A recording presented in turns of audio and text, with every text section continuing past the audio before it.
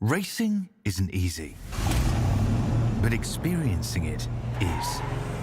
iRacing puts you in the driver's seat with the industry's leading sim racing game. Drive on laser scan replicas of the greatest racing circuits from around the world. Go head-to-head against other drivers chosen by skill-based matchmaking to ensure competitive racing at every level. Compete across all your favorite series. In officially licensed cars, engineered to deliver the most accurate driving experience possible.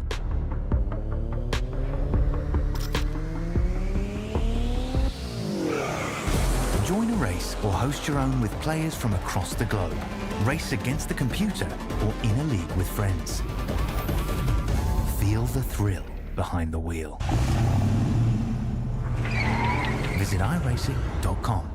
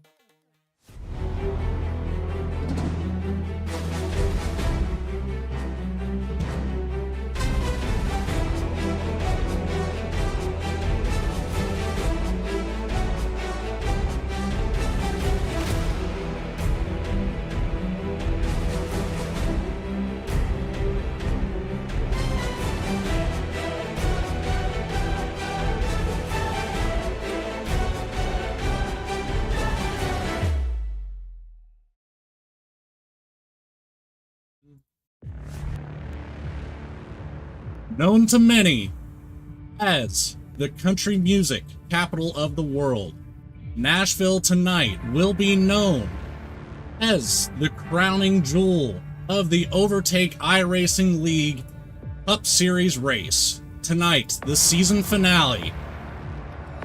We're going to be watching a lot of good racing here tonight. Not a lot of cars on the field, but 4 to watch out for. Yusuf Ghali in the 45, Eric Hutton in the 87, Radburn Shutters in the 44, John Schwartz in the 48. One of these 4 drivers tonight will be crowned the champion of the inaugural season for the Overtake iRacing League Cup Series. Nashville Superspeedway opened up January 1st, 2001. Lebanon, Tennessee, 1.33 miles around. 14 degrees of banking in the corners, and standard Superspeedway shape. Tonight we have 200 laps here at Nashville Superspeedway. Pit road speed of 35 miles an hour. 6 tire sets available. Unlimited green-white checkered attempts with a stage lap at lap 50. My name is Logan Threlkeld. I will be doing your lead and production for tonight. Alongside me, Mr. Alex Healy. Alex. Thank you for the introduction and welcoming me. Absolutely, buddy. This is my second time up here in the booth with you guys. For the watchers out there, you might know me from Moderate Truck Series success and as one of the co-owners of this entire shindig. Looks like we're going to have a beautiful race day today. Temperatures currently hovering around 83 degrees. Looks like it's going to stay steady there. No chance of rain, thank goodness. Partly cloudy. Track temp is pretty up there. It was about 117 degrees in practice. We're down to 114, but the concrete is still going to be, I think, pretty slick, and it's going to be pretty hard on tires tonight. Now, these guys are really going to have to watch out for those tires and just make sure that they can make it this entire 200 laps tonight. That's going to be so important. And, you know, courtesy is going to be a big thing tonight between all these drivers, looking at 14 on the field tonight and, you know, the 4 that really matter. So, obviously, you don't want to be known as the guy to take out the potential champion. So, I'd say we'll see some good hard racing tonight, but it's, I'd say there'll be a lot of courtesy out on the racetrack tonight, hopefully at least. I would like to think so with these guys specifically. The first big point of interest I have is from what I've seen, it looks like the fuel window is roughly 48 to 50 laps. So I'm curious what kind of strategies these guys are going to employ in the first stage, if they're going to try and stretch it out and have an extra set of sticker tires on the back half of this race, or if someone's going to choose to really push the pace early and maybe cut the stage in half and use that extra set of tires they've been issued for this race. That's going to be a tough call on that because, you know, it's really going to boil down to who wants to drive the hardest the earliest. And, you know, I think tires might be more in effect than fuel will. However, you know, there's going to be a mix of strategies out there, especially with such a short field. Chance of cautions are very low with this few of cars on the racing surface. So we're in for a good one tonight to crown somebody as the champion. Yeah, like you said, with this number of cars, I think we've got 14. The likelihood of a caution is pretty low. So for guys that are in the championship that are maybe falling a little behind their competitors, or guys that are in the back half of the field that are trying to earn a few bucks here at the end of the season, I would expect to see some pretty big swings on pit road, whether that's running it long or getting really aggressive and using up tires very quickly. Absolutely. And while these guys are gridding up, Alex, how about we go ahead and get through our race grid to start tonight out? Pull that up here. And on pole, we have Sean Kaiser in the 25.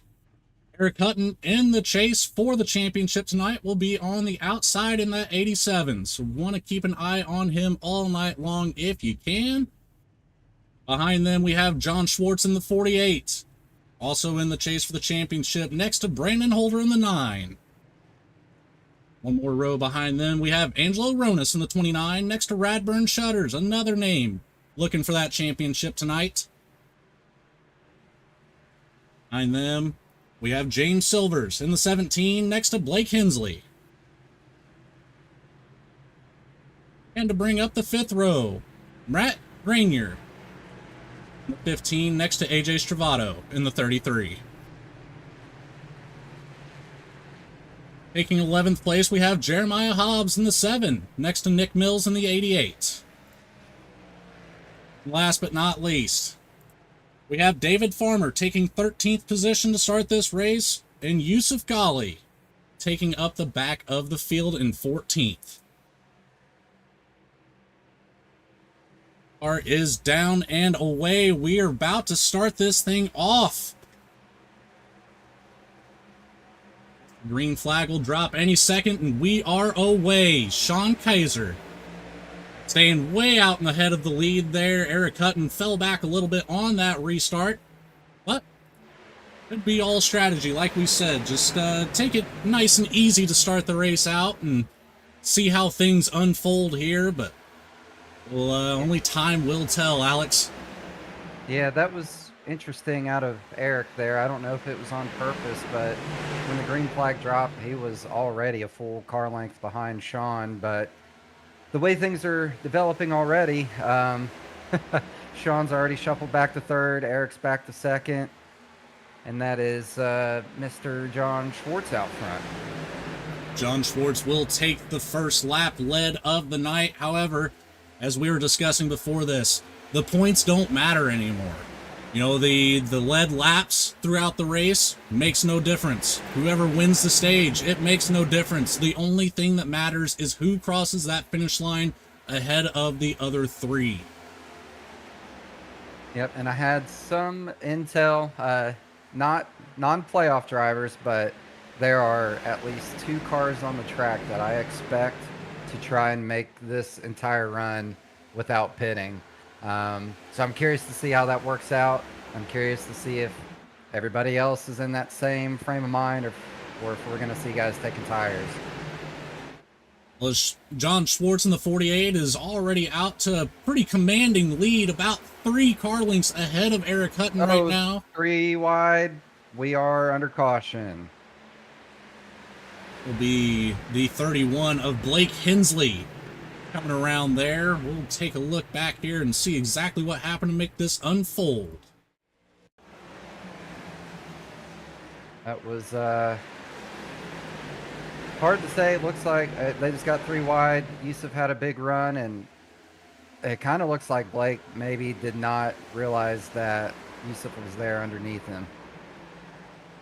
Didn't seem like anything too intentional there. Just didn't quite know if he was clear or not. And the answer to that question was he was not. So nothing doing really. No cars into the wall. No real damage except for to the 31's tires. But that shouldn't be too much of an effect this early in the race. We'll see how it unfolds after this. Yep, taking a close look at the 45 right now. Doesn't appear to have any damage. If there is, it's so small that my untrained eyes cannot see it.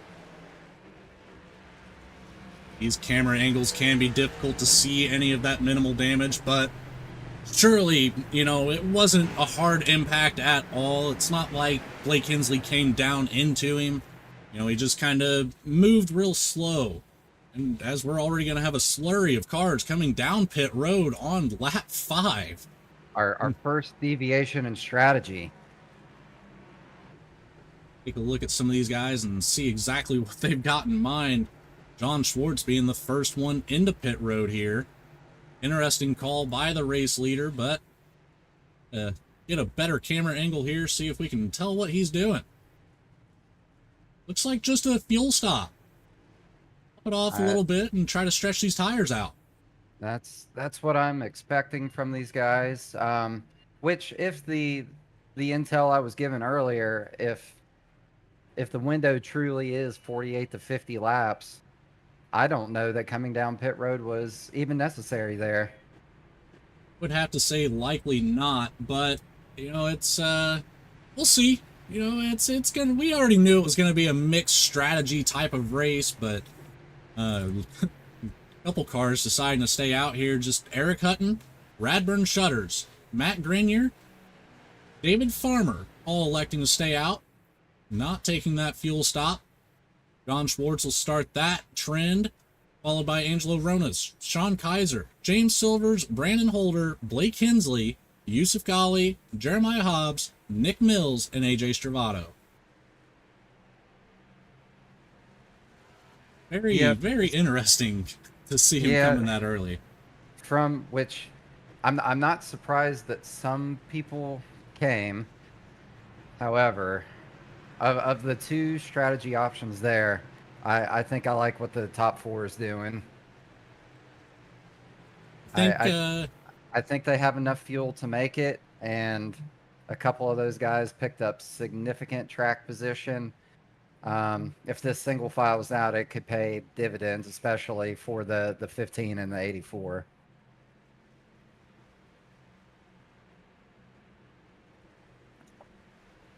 Alright, appreciate that feedback there, Yusuf. I got him turned up just a little bit. Let me know how that sounds as we continue on here. We are doubled up already. Not so much of a complaint, but just a comment that you're a little quiet there for me, Alex. I thought you were quite loud in my ear, but you know, it's totally different whenever it comes through on the stream, so we'll adjust that accordingly as the race goes on. Yep, I've been trying to put on my best mediocre radio voice, but you know, that's the wonders of technology sometimes. We'll note that Yusuf was sent to the back for that incident as the green flag drops and Eric Hutton play. Another huge jump for Eric Hutton there. Well, actually, no, that's the opposite of the last restart, where Eric Hutton was pretty well starting in the second row, but now already out to a 3-car lead on Matt Grenier. Some methods to his madness there. And just to throw some shine on somebody else, or at least bring a little attention, the Cats may be out of the bag. The 88 of Nick Mills, I think he is dedicated to saving fuel. He has dropped right to the back on each restart. And I'm curious to see, now that we've had some guys take it down pit road, how that's going to play out. That might have taken a little wind out of that strategy, but again, who knows how accurate that information I received was. Absolutely. And you know, interesting moment there between David Farmer, Angelo Ronas, and James Silvers, 3 wide through turns 1 and 2. Got it kind of sorted out there going down the back stretch as we're almost single filed out. Yep, looking back through the field, looks like the 7 just cleared himself of the 9, and now we are completely single file as we head into turn 3. 29 cars taking a look on David Farmer right now, but I think we're gonna be on cruise control here shortly. With how much faster this group has single filed out this time through, I think we're setting up for a very good green flag run. We'll see how it goes, but again, you know, we come here to see good, hard racing. That's what we expect to see from the Overtake iRacing League week after week, and it's not a shortage of it by any means. Although they are single-filed out, everybody is still rather close, except for Eric Hutton. He's already out to a 1-second lead on the 15 car. As we say that, the 45 of Yusuf Ghali, after starting in the back, he's already gotten around 2 cars, and we're going to make that 3 right now. Curious to see how he manages this race. Yusuf has obviously been very fast throughout the entire season. Coming into the race, probably the odds-on favorite. If you're watching and you're a part of our Discord server, you might be familiar with the old Kurt bot. We've been having him make predictions. The Kurt bot is an AI version of Kurt Busch. He correctly picked the Truck Series champion. He missed last night in Xfinity. I think that is because we fed him data and he didn't fly by the seat of his pants. So I made a point to not feed him any data, and he selected Yusuf Ghali to win this. So in honor of the Kurt bot and real life Kurt Busch, I guess, let's I'm focused on Yusuf to see how he can work through the field and see if he can make that prediction come true. It's really hard to try to choose anybody other than Yusuf Ghali whenever you look at the stats through the season. An astounding 8 wins on the season. You know, there's 22 races here in the full season, and to take away 8 of them is, I mean, he's nearly half of the races won. And that's just unheard of. That'll be a record that'll stand within overtake for quite a while, I would assume. I have to imagine as much. But with that said, there is, of the 4 championship drivers, obviously all 4 of these guys have been very fast throughout the entire season. One that might not pop out on the stat sheet the way that I think that he deserves to, is sitting in 3rd place right now. That's Radburn Shutters. That's another guy. To take the easy pick away instead of going with Yusuf, I think Radburn is maybe the guy to watch with Yusuf's current track position and having to fight through traffic. I mean, of our 4 chase drivers right now, 3 of them are in the top 3. You know, all of them looking very good right now. Yusuf Ghali, the only one outside of that. He's got a lot of room to make up, but it's also a very, very long race tonight. 200 laps is nothing to scoff at by any means. Gives him plenty of time to make a strategy call to put himself back up there in the top 3 very, very easily. It's just going to come down to a little bit of luck and a little bit of skill. We'll see which one balances out more for him as this race continues on. David Palmer and James Silver still side by side right now. Yes, looking at Yusuf currently, I see 2 big hurdles in front of him outside of track position. And speaking of drivers in particular, 2 cars ahead of him is Blake Hensley, who is incredibly talented and fast driver. I would say he is the Ross Chastain of this league. Very hard to pass, very aggressive. He'll run you tight. He'll make you work for it. And then if and when Yusuf is able to conquer that, the next car in front of Blake is the 17 of James Silvers, who I discussed a little bit with the 15 of Matt Grenier pre-race. James, another super talented guy, has got a win on the season, maybe 2. The thing I'll say about James is I think that he has a very unorthodox style at times of getting around ovals, and that can make him very hard to pass as well. There's a lot of good drivers in this league that can really just make it hard to get around them, but whenever it comes down to it, are they gonna give Yusuf a chance to get around him and, you know, rejoin the other 3 out of the top 4 and really put on a show tonight? But, you know, as it sits right now, Kirk Hutton still out to 1.1 second lead on John Schwartz right now, and if he can continue to run like this all night, it's going to be hard to catch him. And that's part of the thing here is with the stage not really mattering at all. If you can make it to the stage in first, great. But you don't earn anything for it, and it's not going to kill you if you kill your tires to get there. So it's hard to say the correct strategy because we're all going to get a reset at 50 without any real meaning. It's just an opportunity for guys to make mistakes on pit road. Speaking of which, as Yusuf himself noted today, 4 different races this season he has sped on pit road.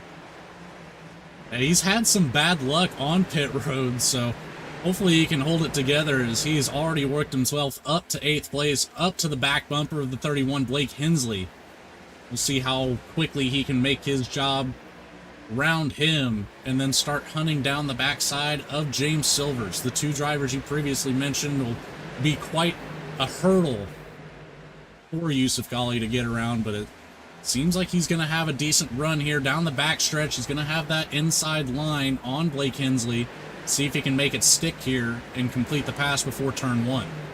Yep, and you see right there, Blake drops right down to his door. He's not going to make it easy on him. Absolutely not. Not racing him too terribly hard, though, to put either car in danger. So, you know, that's where that courtesy comes into play. Obviously, Blake Hensley does want to finish up high as he can. and, at least get his name in the hat. Know that he's not somebody to forget about as we're going to roll into Season 2 of the Overtake iRacing League in around that mid-August area. So it's, he'll be coming back looking for a hunt. Absolutely, which Blake was in a position last night. He was actually our Xfinity winner and raced our eventual champion, Andy Kurtz. Very hard, but very cleanly. They both emerged unscathed. Blake was able to find himself in victory lane, and Andy Kurtz was able to claim his Xfinity championship. As we see, Yusuf has now cleared Blake and has his sights set on James Silvers. He finally was able to complete that pass around Blake Hensley, so he's got a little bit of a gap. Not quite a half a second to the backside of James Silvers, but we'll keep an eye on that timing screen, bring that back around once he gets a little bit closer. Other than that, we're still pretty well single-filed out. A little bit further back, we've got Brandon Holder looking to the backside of the 25, Sean Kaiser. See if he can make anything happen back here, and he's really just going to try to hug that draft behind him. Going back to that first caution and the cars choosing to pit, we were kind of thinking it might come down to just trying to stretch out the fuel, and now my mind is set that that's absolutely what they're looking for. The top drivers that did not pit, kind of all over the board now. Eric Hutton obviously still in first, David Farmer back to 5th, and then Matt Grenier is all the way back to 10th now. So I don't quite think... Also, Radburn Shutters in 3rd. I forgot he also stayed out. But I don't quite think it's got anything to do with tires. They're not looking at that to finish out before the stage 50. Or goodness gracious. The stage 50. The stage at lap 50. So... I see the strategy to just make sure that you've got enough fuel to get to that stage and not potentially run out beforehand. I think at the moment of those cars that stayed out, the 15 is probably the most likely to make it, because we still have Eric Hutton just pushing the car to its limits. Doesn't quite seem like he's doing anything to save on fuel. Radburn Shutters, same position, up here in the top 3, he does not have any room to slack off to save fuel, but we'll see as we're closing in lap 30 now, so about 20 laps away from that stage break. We'll see how these cars are handling towards the end of it. Yep, and you were one step ahead of me there. I was looking at Eric Hutton's lap times.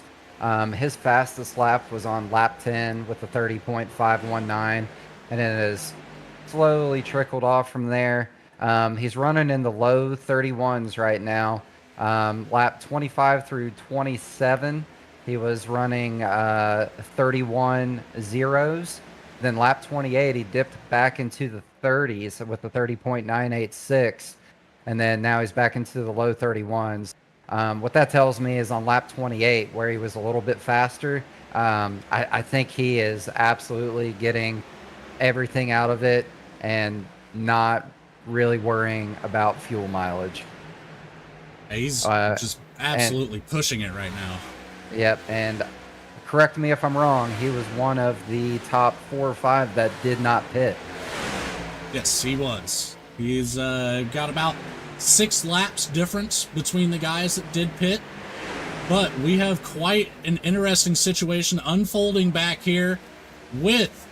We've got 88, the Nick Mills machine, the 17 of James Silvers, and the 15 of Matt Grenier. Also, the 25, Sean Kaiser, in the mix, where they've been battling door-to-door for the last 2 laps or so. Not giving a whole lot of room to each other, obviously back here in the back of the pack, but it was unfolding to be a very interesting situation that has since, worked itself out, but I was a little scary there for just a second. Yeah, a little bit of a hornet's nest, and I'm a little surprised to see Nick be the one that pulls away there, not because he's not fast, but because I believed he was going to be one of our big fuel savers. So he may be at the point where he feels comfortable to push it to the stage from here. Very well could be. And in the meantime, Yusuf Ghali now up to 6th position, still on the backside of David Farmer. Angelo Ronas looking to pass David Farmer as he does with ease, it seems. He will introduce himself into the top 5 for the first time in this race.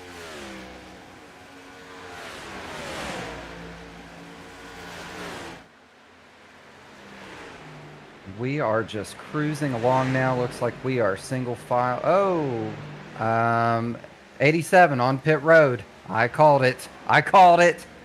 Cutting, choosing to come in early, top off on fuel, probably tires as well. I will keep an eye on how long he's in that box. Looks like that car is shortly. Looks like that car is on the jacks. I think that is a symptom of him running it hard from the word go. Taking tires here. Obviously he's going to be at the back of the pack. I'm unsure of this strategy call unless everybody else has to come in. I don't know. He's still in the pits.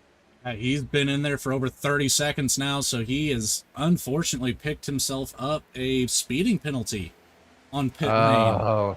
Oh my goodness. So that's really going to affect his race tonight, because that leaves him with very minimal opportunities to, join back on the lead lap. So I'm not too sure what's happened to him, as he is finally exiting pit road after 54 seconds in the box. I would wager that he realized that he was not going to make it to the stage there, and then just very unfortunate, unforced error there. And now he's got to fight his way back, as he is 2 laps down. He'll be able to get 1 at the stage for sure, but man, what a bad break for Eric right now. Still a long ways to go, but uphill battle for him right now. Word from race control is likely unsafe pit entry and speeding. And an update immediately after that. He takes it back. It was speeding only. So that does confirm the speeding penalty on the 87. That's really going to damage his chance at the championship tonight. But we'll see if he can fight his way back to the lead lap, and hopefully works out for him, as that completely flips the script on this show, as Yusuf Ghali has worked his way up into 2nd place now. So we've got the 45 machine basically replacing himself in the top 3 with the 87. We still have 3 of our 4 chase drivers up there. Just a very unforced break for the 87 of Eric Hutton tonight. How quickly fortunes change, as we've got the 31 is into the 33. Oh man, hard racing. Door-to-door action between Blake Hensley and AJ Stravato. Brandon Holder's going to take advantage of it and make his way around the 33 machine, as a couple other cars are going to look to do the same. Got the 88 of Nick Mills around him. 25 of Sean Kaiser will be looking to make the same move. Don't know if he will not have enough momentum out of turn 4, as the 33 is right back on the bumper of Nick Mills. It sounds like we've got a couple drivers that are not happy with each other between the 31 and the 33. I was watching prior to that, the lap before that, they were leaning on each other pretty hard. The 33 of AJ Stravato cleared. Blake worked his way back up there and used them up a little bit to retake that position, and now a little bit of a hornet's nest with Nick Mills and Brandon Holder, and now Sean Kaiser coming in picture as well. This right now is the closest battle on the racetrack. John Schwartz out to a 2-second lead on Yusuf Ghali. Radburn Shutters is 2nd behind the 45. Pretty well single filed out up until this 6th place position here, with Brandon Holder, Blake Hensley, AJ Stravato, Nick Mills, Sean Kaiser all in the mix. Matt Grenier is also going to be looking to join this battle. He is bringing up the back of the pack in that 15 machine. The great thing for some of these guys that have been a little off the pace. Obviously, we have the stage coming, and no one's going to be really employing any weird strategies to try and eke stage points out versus finishing position. So we're just going to get a hard reset, and it's going to be once we get there, a 150 lap race with no real stakes up to this point other than the track position you've gained or lost.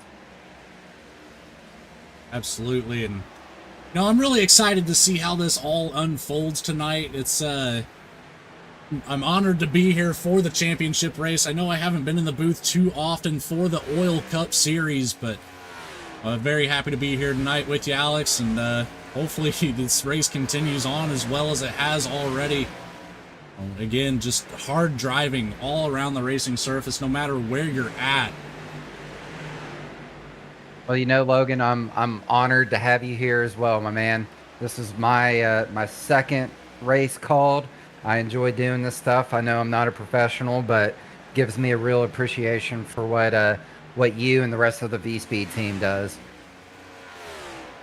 Always appreciate the kind words, my friend, and we look forward to coming back next season and taking the full coverage for OiL once again, as we are now nearing just 4 laps away from this stage break, as AJ Stravato gets back around the 31 machine of Blake Hensley. Kind of pushed him up the race surface a little bit, but they stayed off each other this time. Yep, good hard racing. I bet we're not done between those two. I've raced with Blake a lot. I don't know AJ very well yet. He's a comer to the league. I've had a couple opportunities to run endurance races with Blake.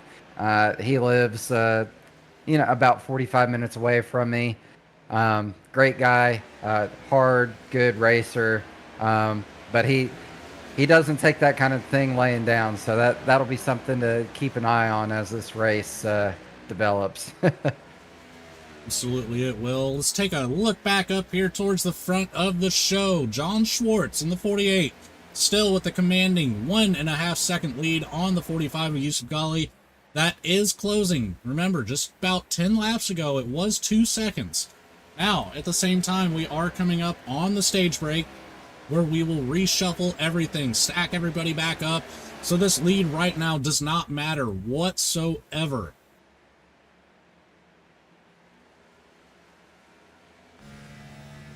Which, coming into this, of the 4, I think John might be, of the 4, the guy that kind of flew under the radar. He's ruffled a couple feathers this season, but he's had a lot of success.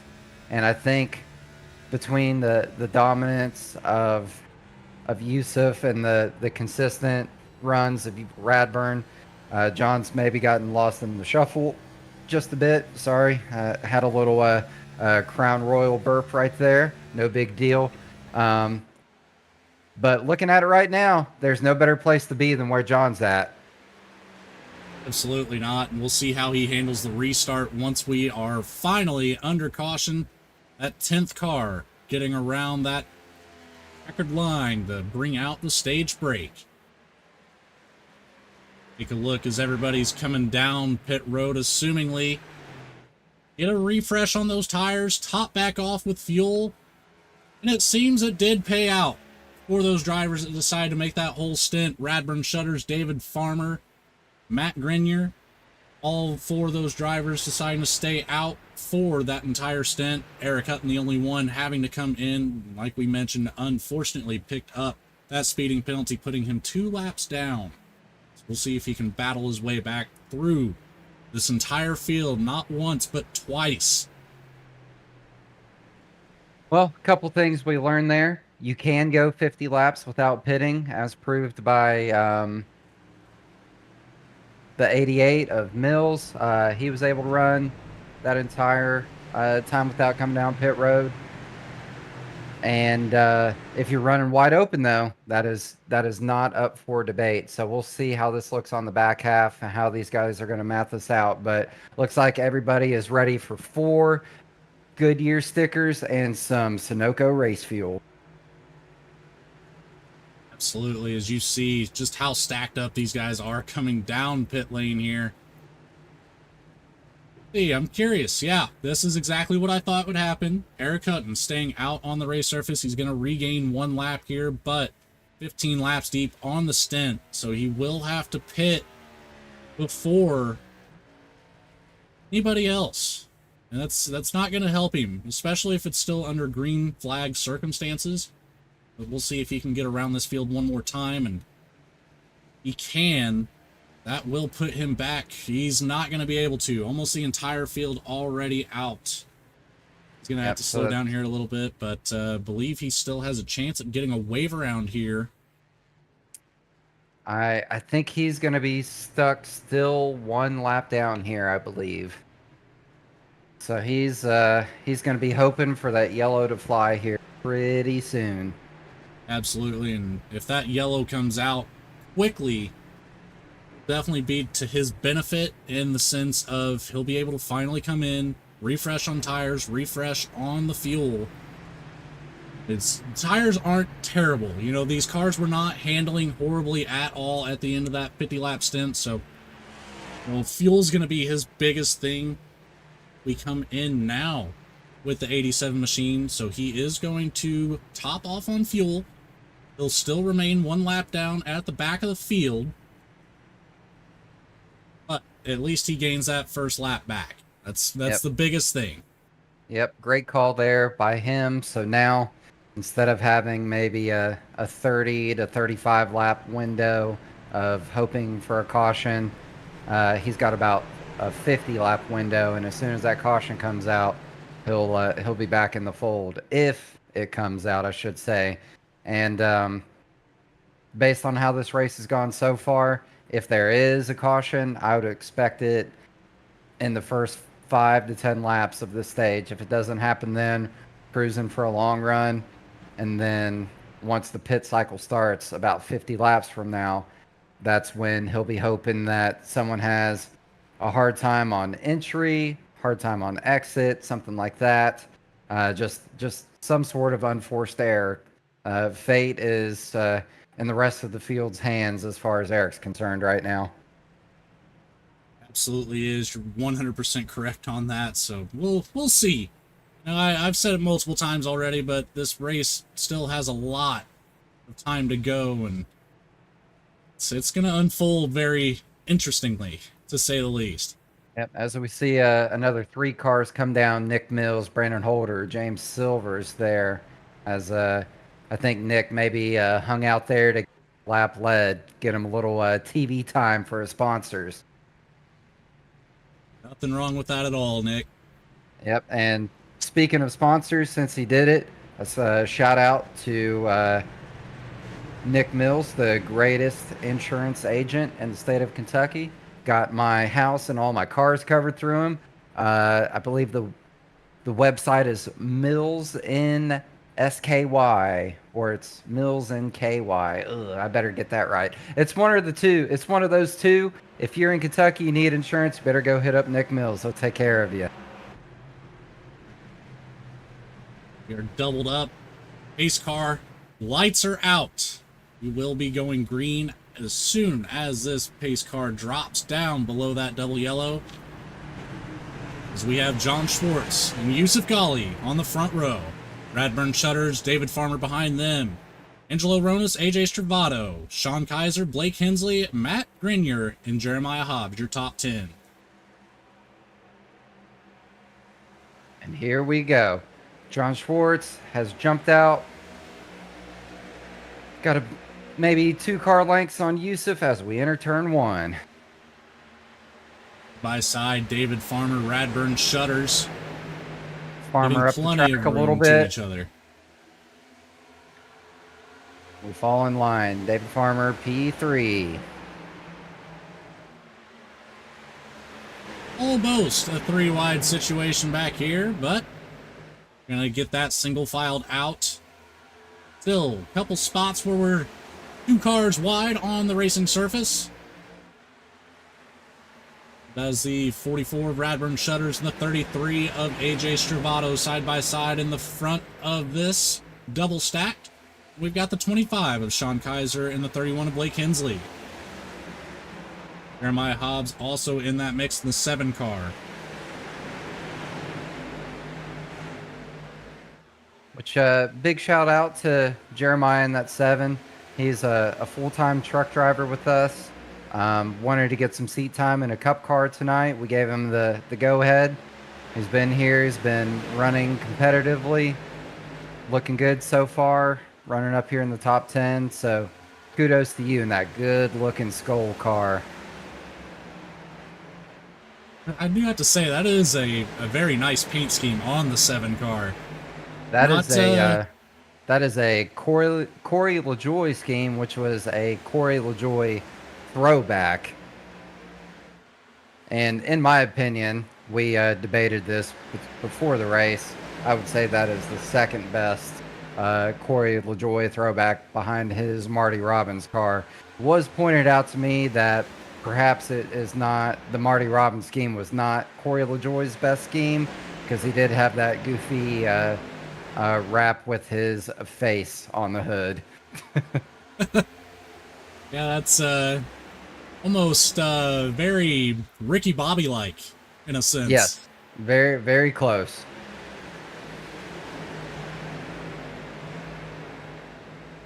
We are cruising along right now.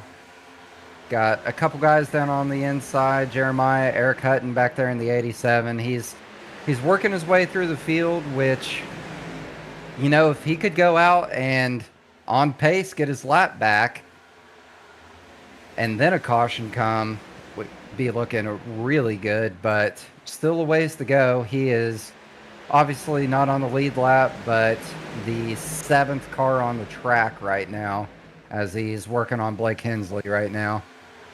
Very, very close to the door of Blake Hensley. Hensley not giving any room at all to the 87. Still just, you know, very clean racing, but very hard.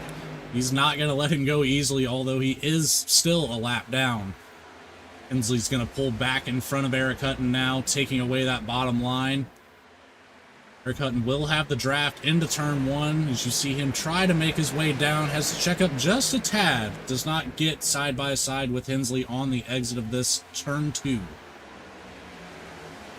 And then the 7 of Jeremiah Hobbs now has the draft of the 31. Will not have enough speed to get around the 87, however. It looks like Eric's built a run here. He's going to pull side by side with Blake. Blake's going to drive it in hard. Not give him any room. Eric gets a good drive off, and he has cleared. And that might be his hardest pass. Saw in the exit of 4 there, the 31 got just a tad loose, had to let off the gas. That's what allowed the 87 to get around Blake Hensley as easily as it looked. Again, it's not easy at all to make passes with good drivers around you. Blake Hensley being one of those that I would definitely classify as a good driver. So props to Eric Hutton for working his way through the field from the back of the pack here on that restart. He is now coming up to the backside of Angelo Ronas. So like you said, he is in the 7th position on the track. However, still that lap down has him held back in 14th.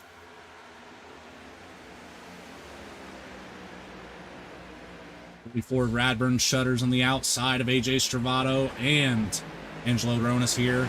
See if he can get any sort of a run through 1 and 2 to start making his way back up to the top 3. 3 currently sitting as John Schwartz, Yusuf Ghali, and David Farmer. 2 of our 4 chase drivers in the top 3. See if anybody can rejoin that and get around David Farmer and AJ Stravato. 87 does have a very good pace right now. He's already worked his way back to the backside of the 29 car. Having 2 cars side by side in front of you does not give you very many passing opportunities. He needs one of these guys to make a mistake, capitalize on it, and start just picking people off one by one. Yeah, when I'm in that position, you do like to see guys racing ahead of you because, you know, they're taking time away from each other. But at some point, you have to pick one guy or the other and decide, you and me, we're going to pass this guy together, and then I'm going to set my sights on you. And a lot of that depends on whether it's a track that's top dominant, bottom dominant. Looks like Eric's kind of biding his time right now to see where a run emerges. As big Blake checkup back here behind him, however. Yeah, big checkup there. Started with Sean Kaiser getting loose out of turn 4. Blake Hensley behind him. Luckily, no contact between the two, so keeping it green on the race surface, but that was a very dangerous situation that unfolded back there. I'm sorry to cut you off, Alex, but wanted to try to bring some attention to it. Not at all. It was, I lost my train of thought because it popped up on my screen as I kind of shriveled up there for a second.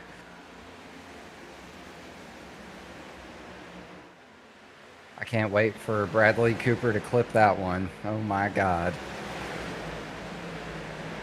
Back up here with the 6th position, Angelo Ronis. Still unable to get around Radburn Shutters. Eric Hutton falling off just a tad. But he's still staying right there on the backside of the 29 machine, looking to make a move as soon as he gets a chance. And that's one thing I want to bring to attention here is Nashville Superspeedway. There's really no high line at this racetrack, so it's really hugging the yellow line, the bottom line. You've got a middle line, and you've got about half of a high line. So to risk going 3 wide when you have 2 cars ahead of you that are side by side, really not worth it in the long run. You're gonna chew up your tires a lot faster trying to make that pass, as there's just not a lot of grip up there. As you can see, as we go through this race, just about all of these drivers, as long as you're single file, going for that bottom line. You hardly see anybody working the middle line if you're single file, so the grip definitely at the bottom of the track right now. We'll see as the race progresses, keeping an eye on the weather. We are down on track temperature about 5 degrees, so the racing surface cooling off, giving more and more grip to these race cars. I swear, Logan, you're reading my mind. I was just pulling up the track temperature just out of curiosity. Like you said, we have dropped a few degrees. That should help some of the parts of the track that haven't been rubbered in. Maybe pick up a little grip. I can't imagine that it would be enough to turn that top line into a dominant line, but definitely something to monitor as we still have 128 laps to go here. Would say if we see the track temperature come down to 100 degrees or less, that top line might become a little bit more prevalent. But with nobody driving that top line right now, there's no rubber on it whatsoever. So to be the first one to risk your car on that high line, I think it's going to have to be way later in the race, where we're seeing some guys that are just absolutely jockeying for position and trying to pick it up wherever they can. I don't think that we're going to see it even, I would say, before lap 180. Say if we see that high line start getting utilized, it'll be within the last 25 laps or so. Yep, and at that point it might not be for pace purposes, but out of desperation. Yeah, just all intensive passing purposes. Yep, anywhere you can go to get clean air and throw that Hail Mary at the end. Not a whole lot going on the track right now. Brandon Holder, Jeremiah Hobbs, Sean Kaiser, all within about 0.4 of a second of each other right now, being the closest battle on the racetrack. One very close behind them between Blake Hensley, Matt Grenier, and Nick Mills. Yep, and as we're single filed out here, obviously, oh man, I lost it. I had a good tidbit for you, and I lost it. Dang it. You know how it is. Every once in a while, just you get caught up in the action. You lose your train of thought. It's no big deal. I'm sure it'll come back around to you, and feel free to blurt it out whenever it does. Yeah, I'll just start yelling at you. No big deal. Back up towards the front, Yusuf Ghali now about a half second behind John Schwartz. David Farmer a half second behind Yusuf Ghali. Then we've got a second and a half to fourth place with AJ Stravato. Behind him, Radburn Shutters, Angelo Ronas, Jeremiah Hobbs, Brandon Holder in the 8th position, Sean Kaiser in 9th, Blake Hensley in 10th. I am impressed right now. I had a feeling that once Yusuf got up to second place, I thought he would really attack John early in that run, and we've kind of leveled out here with that half-second gap between them, and John is holding fast right now, looking really good. I'm sure John is just feeling great about his current position, getting focused up for the pit cycle. I would say is coming in about 20 laps, give or take just a touch. You're right on the money with that. We're about 26 laps in on this stint since that stage break, and all these cars coming in for fuel and tires. So we're closing in on it, but it's not too soon to really start worrying about it much. But right now, Yusuf Ghali's sitting in second place after starting at the very back of the pack in 14th. I'm not sure if he had an issue in qualifying where he just couldn't complete a lap, or if that was he was not allowed to qualify from an incident in the Discord server last week. It was somewhat unintentional, but regardless, he's raced his way up and he is within striking distance now. Makes me wonder if he would have had the chance to qualify, where he would be sitting right now. You know, we had that incident very early on with Blake Hensley getting spun around, but you know, it hasn't affected him at all. Obviously, he doesn't have much damage on the front side of that 45 machine. Otherwise, he would not have the arrow to be up here in second place, as he is now closing the gap on the back side of the 48 machine down to 0.3 of a second. So he's definitely got a good pace to make a pass before lap 100. We'll see if he can complete that. David Farmer falling back ever so slightly as Yusuf Ghali is picking up the pace. That makes me wonder if Yusuf's out there listening to us right now. But either way, the biggest determining factor, I think, if we stay green here, is how efficient these guys can be on pit road.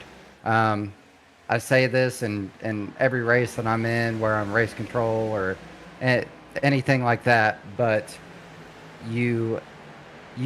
I usually tell guys you can't win a race on pit road, but this one might be the exception. This might be the race where you can win it there. I would have to entirely agree with you. You know, only having 14 cars on track tonight, and we talked about it very early on, that the chances of cautions are very, very low with this few of cars. So everything that you can do on pit road is only going to help you.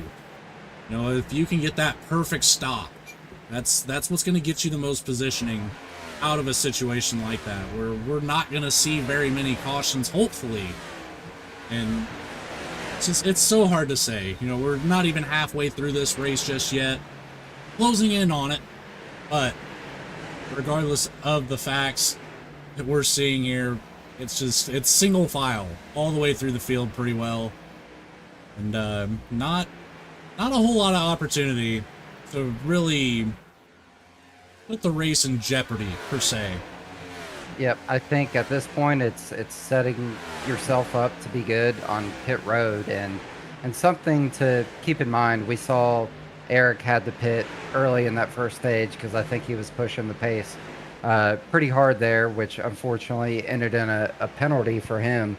But what we learned there is if you're pushing hard, 50 laps might not be doable. And if you cannot go 50 laps per stint, you're going to be in a real bad position at the end of this race. If you come up, 2, 3, 4, 5 laps short and you have to pit one extra time,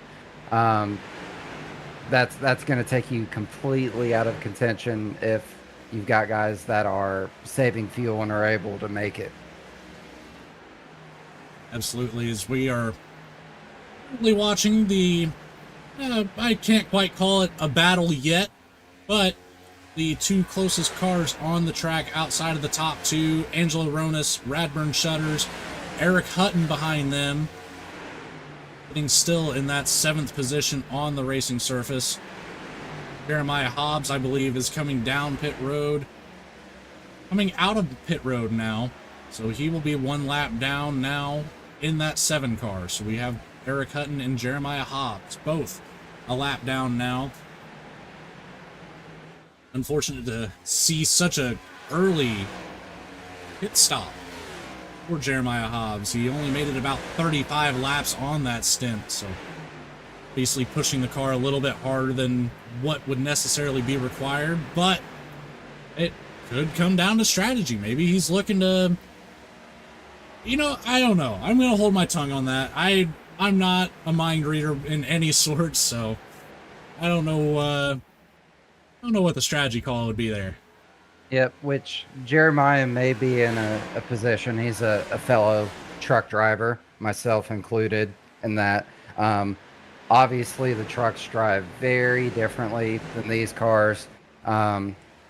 He might have been really wearing out that front right here, and at some point decide that he's not going to be able to stretch it to 50 laps per stint. So to commit early and get on the 3-stop strategy from here on out and start pushing the pace. But when you're that far back in the field, you've got to do something different than the leaders are doing. If you do the same thing the guys that are doing that have been putting down faster lap times than you, you're really just conceding yourself to the position that you're in when we're as spread out as we are. Absolutely, but not spread out right now. John Schwartz in the 48 and Yusuf Ghali in the 45. This is the first real battle for first place that we've seen all race. For the most part of that first stint, we had Eric Hutton out front, and, you know, he just kind of ran away with it. And then now, in the second stint, John Schwartz has been out front for about 40 laps. And this is the first time that anybody's really put any pressure on him. You know, he had David Farmer behind him for a couple laps, but he started working away from him. And finally, Yusuf got through the pack around Farmer, and now putting all of the pressure on the 48 car. Yep, and at this point, I think more important than track position, both of these guys, they have to make it to lap 100. They absolutely have to. If they come in at lap 48 or 49, then for the next stop, which would come around 150, and that makes that one even a little bit shorter, where they have to come in between 147. From that stop, they wouldn't be able to make it to the end of the race, and that could be the deciding factor. So this is why I wanted to go with an onboard camera with Yusuf Ghali. You should see him releasing that throttle a little bit earlier than what you would probably do towards the end of this race.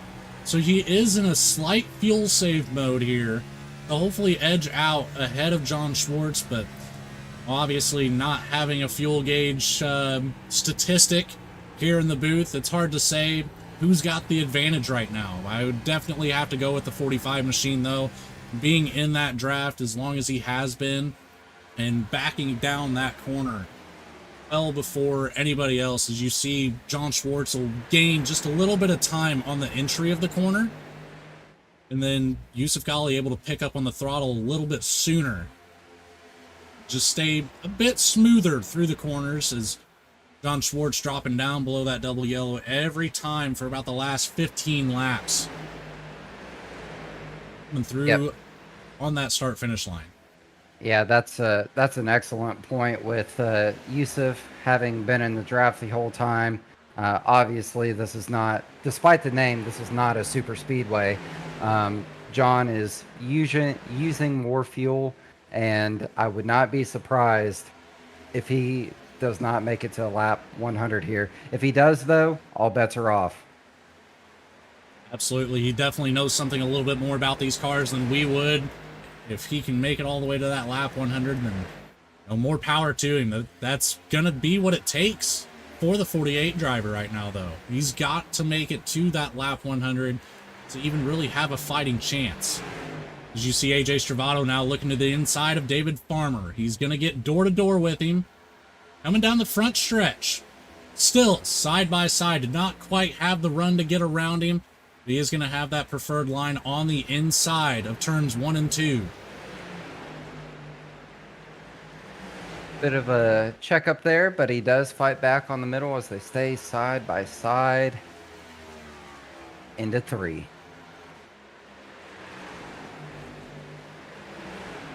And AJ does finally complete the pass.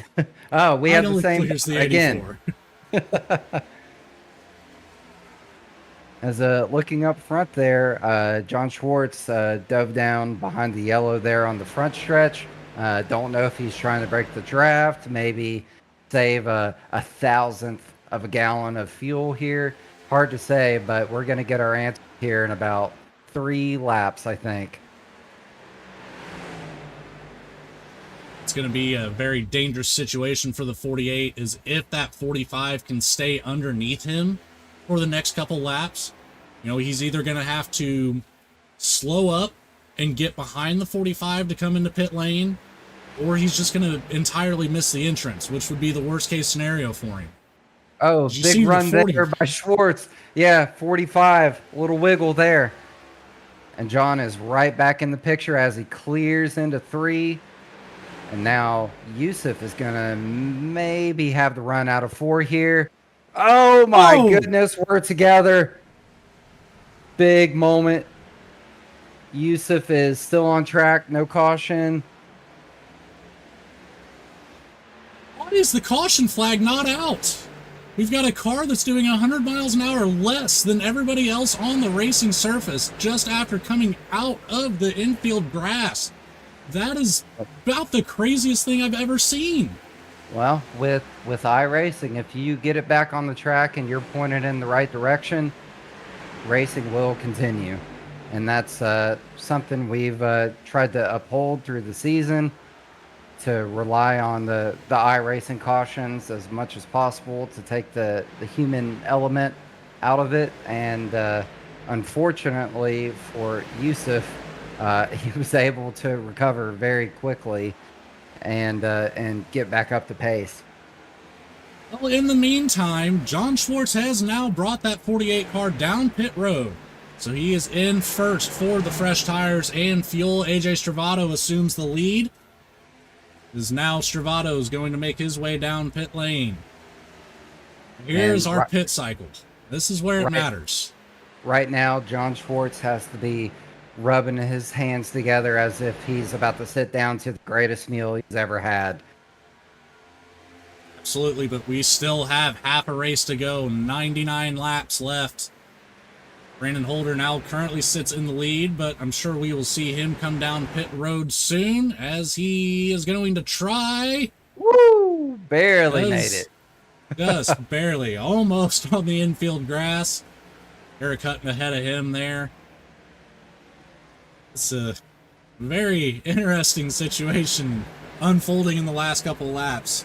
Obviously, the contact with the 45 putting him through the infield grass. But as we've seen already, Yusuf Ghali, one of the drivers with the pace to make it happen. Starting out in 14th all the way up to 2nd. Can he do it again? Burn Shutters now down pit lane with Blake Hensley in tow. So they're both going to get slowed down and avoid any penalties here.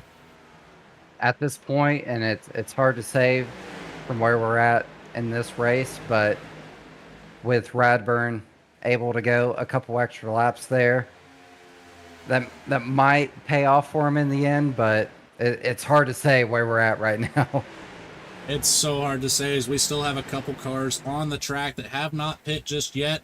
Nick Mills being one of them. He's currently sitting in first in that 88 car, but he will not have very many laps left before he has to come in. Yep, he is coming this time.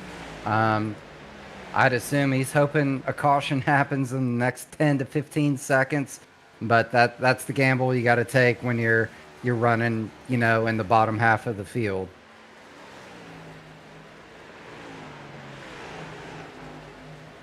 And here comes the 88 looking no Oh! sideways on the pit road, and he it up. He kept it off the wall, but that's surely a speeding penalty for the 88.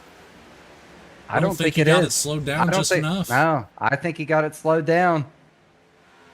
He did, as far as I could tell right now. Which I have to say are synchronized nose. That's real Dale Earnhardt Jr. moment right there. You know, it's time and time again, we've had the same thought and same wording at the same time. So, you know, obviously we got some sort of idea figured out as to what we're doing up here. John Schwartz, you know, back in the lead now. 7 out of 10 at best. Let's see. It looks like Nick did survive. No black flag there. A little sideways. He still got her slowed down. He's got it figured out with actually the quickest pit stop of that cycle to 13.6. Everybody else in the 14s. Schwartz now with a commanding 3-second lead ahead of that 33 car. Not a whole lot going on back there, as just about every driver on here is separated by roughly a half second, except the 29 car and the 15 with Radburn shutters right ahead of them.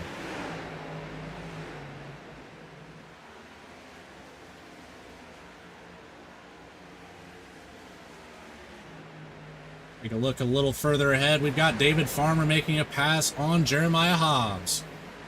Got around him quite easily, so that puts him back up into the top 3. So right now, as it sits, we have John Schwartz in the lead. He is one of our chase drivers tonight. In the best position right now, the next closest chase driver being Yusuf Ghali, all the way back into 6th after that incident. And a little bit further behind him, Radburn Shutter sitting in 8th. And Eric Hutton still 1 lap down in 14th. And you just mentioned guys getting around Jeremiah. He is on a 23-lap run right now. So obviously, old tires, I'd expect guys to be passing him pretty rapidly. But as the race progresses, and depending if we get a caution, which at this point doesn't feel like that's going to happen, but we'll see if things roll into his favor. It's so hard to say, especially whenever you see 2 of the top drivers making contact and sending one through the infield. It's, you know, a caution can come out at any time. We do have some of these drivers still side by side or close to it, but one to keep an eye on, Eric Hutton in that 87, now around David Farmer. So he is currently in 3rd on the track, but with that lap down, keeping him in 14th position. So he's almost unlapped himself. And you know, as soon as he does, he's going to be fingers crossed for a caution to come out and just really give him an actual opportunity to make the most of this race. And in spite of everything that's transpired, Yusuf sitting in 6th right now, but 8.8 seconds back. We've seen him come through the field in a shorter time span. I wouldn't rule him out just yet. Absolutely not. You know, they made it to the top 4 for a reason, Alex. So they're going to put everything on the line tonight. Absolutely. Angelo Rona's hunting down the backside of the 44 Radburn Shutters. Shutters looking to chase down Sean Kaiser in the 25. A lot of room on the racetrack right now between some cars, but it's all it takes is one incident, and we almost saw it just a few laps back. I'm still just in shock that there was no yellow flag on that. It was I don't know. I understand the whole the caution system with iRacing, but at the same time, it's situations like that where you've got one of your 2 lead cars sliding through the infield and coming back up on the racetrack in front of the rest of the field. It's mind-boggling how sometimes you'll see iRacing throw that caution, sometimes you won't. But unfortunately that time for Yusuf Ghali not coming out. But he did not let it phase him whatsoever, as he's already back in 5th position. He's looking to take down the 84 of David Farmer and the 9 of Brandon Holder to put himself back up into the top 3. This is another one of those moments where you have to pick the guy that you think is going to get there. You got to ride with him, get him in the draft, try and push him there. Yusuf is, well, you know, he's going to take matters into his own hands. Dave Farmer gets out of the way. Yusuf clears, and on to Brandon Holder now. And Yusuf is in a great position right now, not too far away from Brandon Holder, and he's got the 84 on the back bumper, so they can make a good push here to get that 45 car around the 9. But then he's got a lot of room to make up, so we might see him stay back here behind the 9 for a little while, try to get all 3 of these cars working together, and make up some ground on the 33 and the 48. Yep, and this is a good moment for me to throw the spotlight on Brandon Holder in the 9 car. Obviously, throughout the season, we developed rivalries and guys find people they don't like. I've been racing with Brandon for 3-4 seasons. One of the most even-headed guys you'll ever meet. He's a clean racer. He's fast. Doing a great job tonight. Love to see him up there in 3rd place right now. Hoping for the best for him. I know he's not in championship contention, but this is a guy that is just fast and consistent everywhere. Doesn't make a lot of mistakes. Might not have the total pace on the field, but you can count on him to do what he needs to do and do the right thing at the right time. Absolutely, and that goes for a lot of the drivers within the league as a whole, with the Truck Series, the Xfinity Series, and the Cup Series. Always good hard driving between all 3. Always a great show to put on. You know, not a lot of races that went poorly this season for you guys, and especially in the inaugural season, Alex. You know, congratulations to you guys for putting this together and having a very successful first season within the Overtake iRacing League. And we're feeling great about it. It's obviously our first season. We're still getting our feet wet to a certain extent. We've learned a lot of lessons this season, taking input from our drivers, from our viewership and everything. But no matter what, at the end of the day, we've put on a pretty good season. And the guys that have stuck around and the new guys, I know we've got several in this field right now, but we wouldn't have this thing without you guys. And we're looking to get bigger and better from here. As you saw there on screen, Eric Hutton in the 87 has caught up to the back end of the 33, AJ Stravato. So he is almost up, well, currently sitting as the 3rd car on track, almost caught up to unlap himself. But just John Schwartz, it's been him this entire second stint of this race. It's almost a 6-second lead on 2nd place. Yusuf Ghali up to 4th now. It's really the only guy that's got a chance if it was to end within the next 30 laps. If this was a 150 lap race, I would say it's the John Schwartz show tonight. Yep, and as you say that, the 87 of Eric Hutton has cleared. A long ways to go to get to John, but he is trending in the right direction. Absolutely is. Starting at the back of the pack on that stage break, all the way up to now 2nd on the racetrack. But again, earlier on with that speeding penalty coming down pit lane, just really put his race in a very tough situation, but he's making the most of it, as he has about, roughly 5.5 seconds to catch up to the back end of the 48 and unlap himself, but then he's got to do it all over again. The only chance that Eric Hutton has right now is a caution to come out, reset this grid, and fight his way through 13 other cars.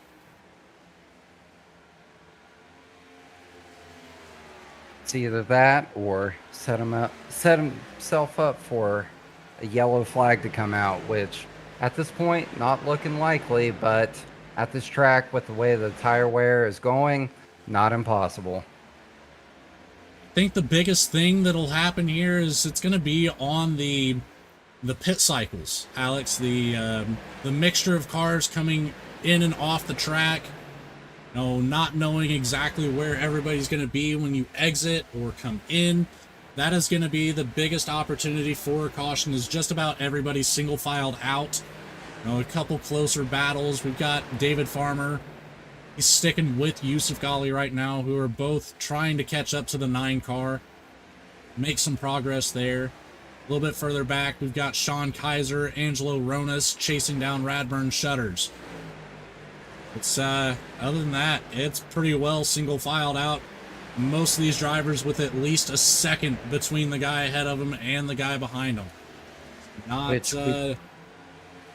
we do see we do have the 7 of Jeremiah Hobbs on pit road right now. We know he is off cycle with everybody else. Can't imagine it's gonna work out well for him. Blew through the box there just a touch. But depending on when cautions come out, he could find himself in a fortunate position. But at this point, I think Jeremiah is gonna have to get pretty lucky. What that does do, unfortunately, right now is Jeremiah just put himself a lap down, and that hurts Eric Hutton a ton. So Eric Hutton has to find his way around Jeremiah if he wants any shot at the end of this. Eric Hutton currently in the position for the lucky dog, but in order for that to happen, you have to have a caution. So far, only one, and that was within the first 5 laps of the race. Have not seen a caution other than the stage break since. It's very, very unlikely, especially with how spread out this field is. But again, it just takes one slip up, as we do see some of these cars getting loose around that 45 to 50 lap area on the stint. So it's not entirely impossible by any means. It's not impossible or unpossible.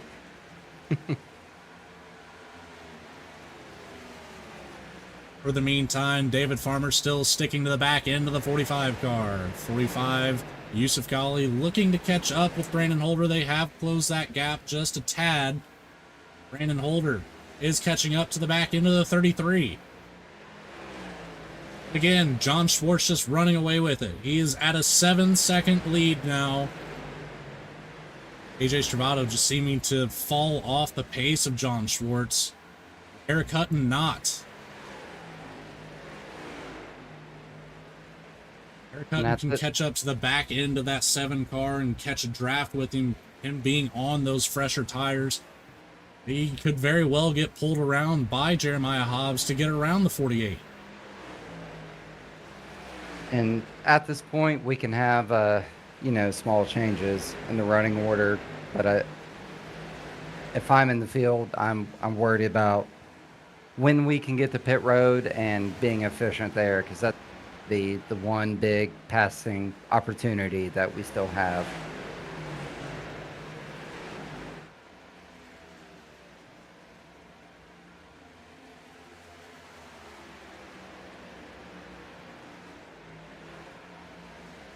Well, while we have a little bit of a break in the action, Alex, what do you say about we throw this thing to a commercial real quick, see some of the sponsors for the channel, and refresh on some beverages? You know what? That sounds like a great idea, my friend. Alrighty, sounds like a plan. We'll send this thing off to a commercial, and then we will be back for green flag coverage here with the Overtake iRacing League all the way to the end. We will be live in just a few minutes.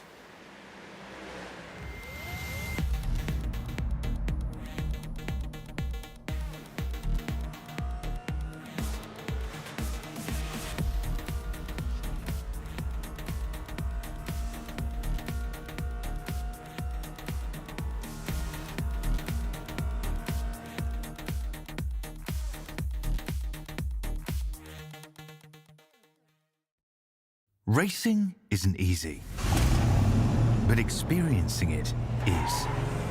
iRacing puts you in the driver's seat with the industry's leading sim racing game. Drive on laser scan replicas of the greatest racing circuits from around the world. Go head-to-head against other drivers chosen by skill-based matchmaking to ensure competitive racing at every level. Compete across all your favorite series. In officially licensed cars, engineered to deliver the most accurate driving experience possible.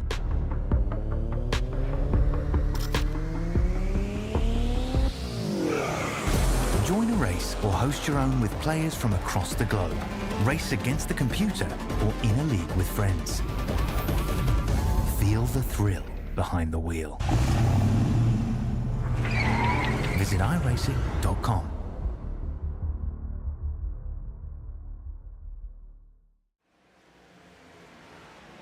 And we are back. We have John Schwartz coming down pit lane now. It gives the lead over to Brandon Holder. John Schwartz with only 35 laps on that stint. Interesting to see him come down so early.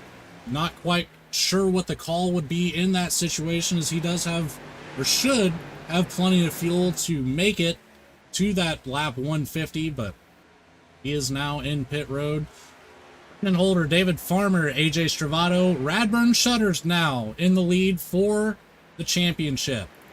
See if he can hold it on out there. And this call by John Schwartz is gonna put him at risk, going a lap down. Obviously these drivers still have to come down pit road one more time. I don't believe that the 48 machine is gonna have enough fuel to make it to the end of this race, stopping where he has. It's very interesting.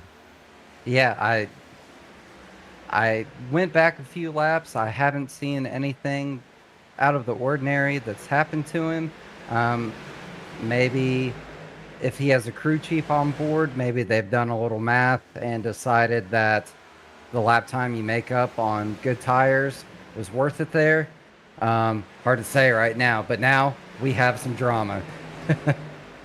We absolutely do, as Radburn Shutters, like I mentioned, is in the position to take home the championship if the race was to end right this second.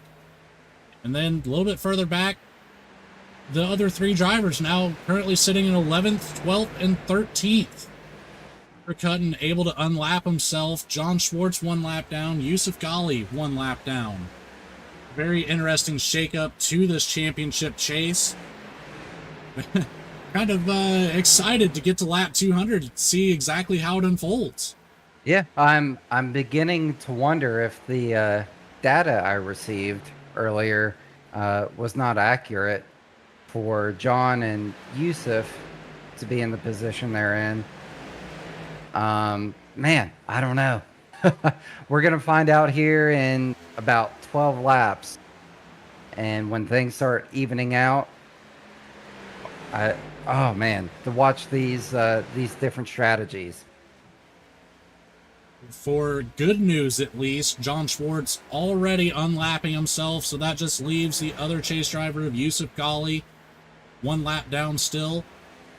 But he's got a lot of room to make up before he can catch up to the back end of Brandon Holder and put himself back on the lead lap. See how that shakes out. Alex Penn, race control. A fresh update, the 45 and the 48 seemingly to change strategies mid-run, and they will both need to pit again for fuel. So that is confirmation on what my thought was, that they would not be able to make it to the end of the race. I don't know, that's a very risky call to make so late in this race, and especially coming in from top 5 position. Unusual, but we'll see how it shakes out. Radburn Shutters now up into 3rd position. Yeah, I'd love to get John's thoughts on what just transpired there. If we happen to get a caution, I'd love to pull him up here and see what he's thinking, or if he was just running too hard, tires were going away, and he wasn't able to maintain a good pace. But either way, he's pitting again, and we've got guys that are on track that are still, 8, 9, 10 laps away from pitting. We will see that pit cycle come through any second now around that lap 150 area. So it'll be, I keep saying interesting to see, but I'm going to change it up. I'm going to go with amusing this time to see where everybody cycles back out onto the racetrack and just really just completely flip this race on its head. You could call it amusing, enthralling, exciting, incredible, whatever you want to call it. The money stop is coming up shortly, and at the conclusion of that, we're going to have a pretty clear picture of who's going to be in contention at the end of the. All right, apologies to Alex Penn. He is not running race control tonight. That would be his brother Joseph doing all that show behind the scenes. He is currently sitting as crew chief for the 44.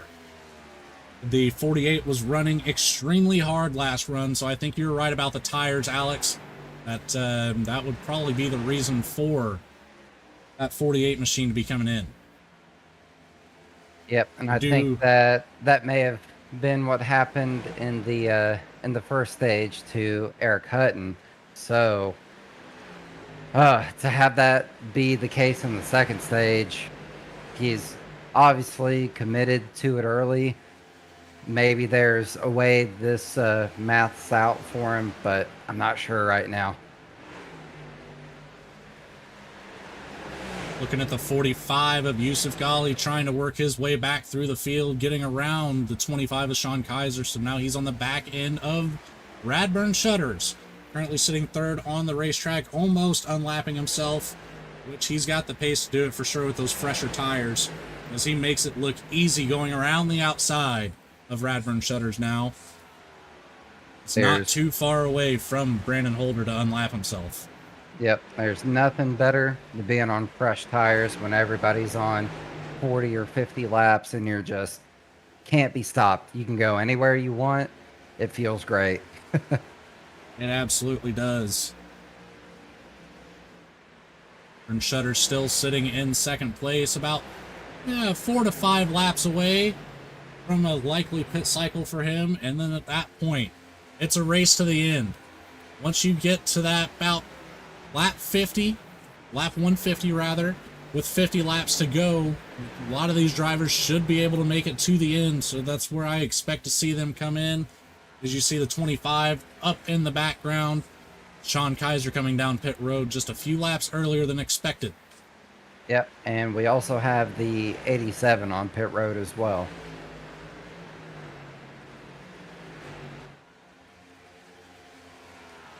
And sounds like the 9 car is coming. Keep an eye on him. I know he had an issue last time coming down pit road. See if he can keep it straight this time. Still a pretty aggressive entry there. Definitely not the slowest, but slow enough. He should have avoided the speeding penalty that time through, as Radburn Shutters now assumes the lead. Oh, we got a spinner on exit. 87 of Eric Hutton. He's got her gathered up. And that might be the race for him, unfortunately. I would have to say it is. Now 2 laps down once again. I'd say it's way too late in this race unless he just gets a slurry of cautions, and good luck. All I can say for the 87 machine, as much as it hurts to say, I think Eric Hutton is out of the championship contention at this moment. Never say never. Never say never. Go watch the 1976 U.S. Hockey Olympics. Never say never. Hey, you're not wrong. I won't discount him. I won't count him out by any means, but it's going to take a lot of luck for the driver of the 87 tonight. Yep, he's going to need to get incredibly fortunate from here on out, but if nothing changes, probably resign to the 4th spot here.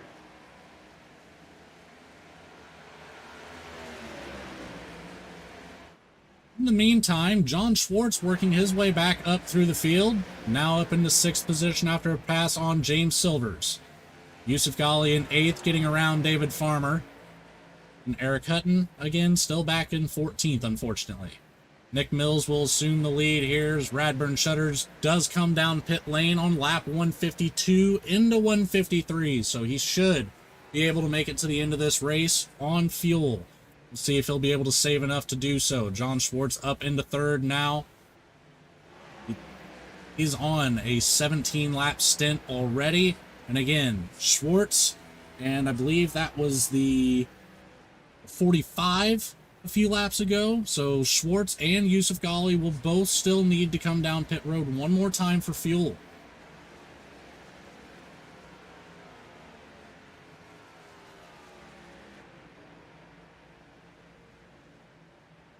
And I said it earlier, that cycle was the money stop. Tonight, whoever of the four playoff drivers, whoever emerges at top of those guys is going to cruise home with a cool $1,000. So, big implications. It's not a bad takeaway for committing to so many races in the season. You know, like we mentioned earlier, 22 races here in the Overtake iRacing League between all three series. But I just want to mention, Alex, Mr. Penn did not like your fun fact about the USA hockey team. It was 1980. He is correcting you in the chat. Man, I could have swore it was 76.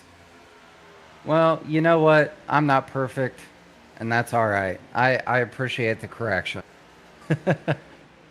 In the meantime, though, the 48 of John Schwartz does assume the lead. Yusuf Ghali, 10 seconds behind him. So a huge gap for the 48 car. But he's got traffic in front of him. Is he going to have the pace to get around them? Or are the fresher tires on the cars ahead of him going to just allow them to pull away and not really be a factor, keeping the clean air on the nose of the 48? Radburn Shutters cycles out of that pit cycle into the 5th position. So he is currently sitting in the best spot of the three drivers that are most likely to take home the championship tonight. As John Schwartz, Yusuf Ghali will both still need to come down pit road one more time. Man, interesting strategy from John here. I mean, he's running long. He's going to be safe if we get a green-white checkered situation, but it almost never pays to run long. Or, yeah. The undercut call is, like you said, he was running extremely hard, as well as the 45 most likely. They seem to be pretty well on the same pace as one another, and just not looking good for a payout tonight. Schwartz currently in first, Yusuf Ghali in second. Angelo Ronas in third, Brandon Holder in fourth, Radburn Shutters in fifth, Sean Kaiser in sixth, Jeremiah Hobbs, David Farmer, AJ Stravato, and Nick Mills will round out your top 10. We are completely spread out on the field at the moment, as you saw John Schwartz very loose coming out of turn 2. By a side with Nick Mills in the 88. Maybe a little bit of side draft situation got him loose there, but able to straighten it up and keep it on the track. Nick Mills will take that lap down away. Yep. Right now, if you're in that 48 pit box, you're praying to the god of yellow flags. Absolutely, and same goes for the 87. Now he needs to work his way up a couple spots. He's got James Silvers and Matt Grenier one lap down ahead of him. So he needs to gain 2 positions, put himself in the position for the lucky dog. But that'll be about the only opportunity that the 87 will have to make anything happen. We're around for lap 160. John Schwartz in the lead. A little bit further back, battling for 8th position, we have Jeremiah Hobbs coming up on the back end of the 33, AJ Stravato. About a half second between Stravato and David Farmer in front of him. This would be the closest battle on the track at the moment. Everybody else, and the averages are kind of all over the place, but at a minimum, other than these 4 cars rather, 2 seconds between everybody on the racetrack. Yep, we are fully in cruise control mode. I think a lot of guys or other guys make mistakes at this point. It's really all you can hope for is just somebody to miss that entry line. That way you can gain some time on them, but this is shaking out to be a pretty well a green flag race. Well, outside of that first caution within the first 5 laps and the stage break, that's the only 2 yellows we've had on the track tonight. Very close yellow with Yusuf Ghali, about around lap, what was that, 90 or so? 95? Yep. Nothing doing there. Yep, just cruising. AJ Stravato's catching up to the back end of the 84, David Farmer. This is a battle for 7th position on the racetrack between 2 non-chase drivers.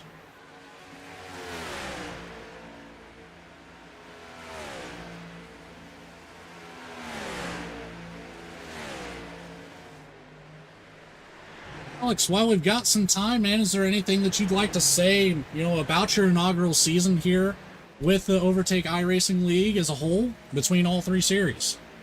Well, man, I could go on about this stuff for 30 minutes. I'm not going to drown everybody in my thank yous and my sympathy and all that stuff. A lot of guys came here from a league we raced in before, stuck with us despite the ups and downs, a little learning curve for running a league, I guess you could say. But all these guys have been super supportive. We take their feedback. We try to implement it when we can and try to create an environment where guys are just having fun. I know when I get on here to race, my main goal, obviously I want to win race, but at the same time, if I'm not having fun, what's the point of what we're doing? And just trying to create a fun environment, guys, making friends. A lot of these guys in this series specifically, because I'm a truck driver myself, not quite as talented as these fellas, but getting to know these guys over the season has been awesome, and just so appreciative of everybody that's stuck it out with us. We appreciate the lessons we've learned, and looking forward to next season. I hope to have most of these guys back. We're going to continue and give these big payouts and put on good racing, have a good broadcast with you and the rest of the VSPEED crew, and just try to provide that complete experience for everybody. But outside of that, just been a rip-roaring success.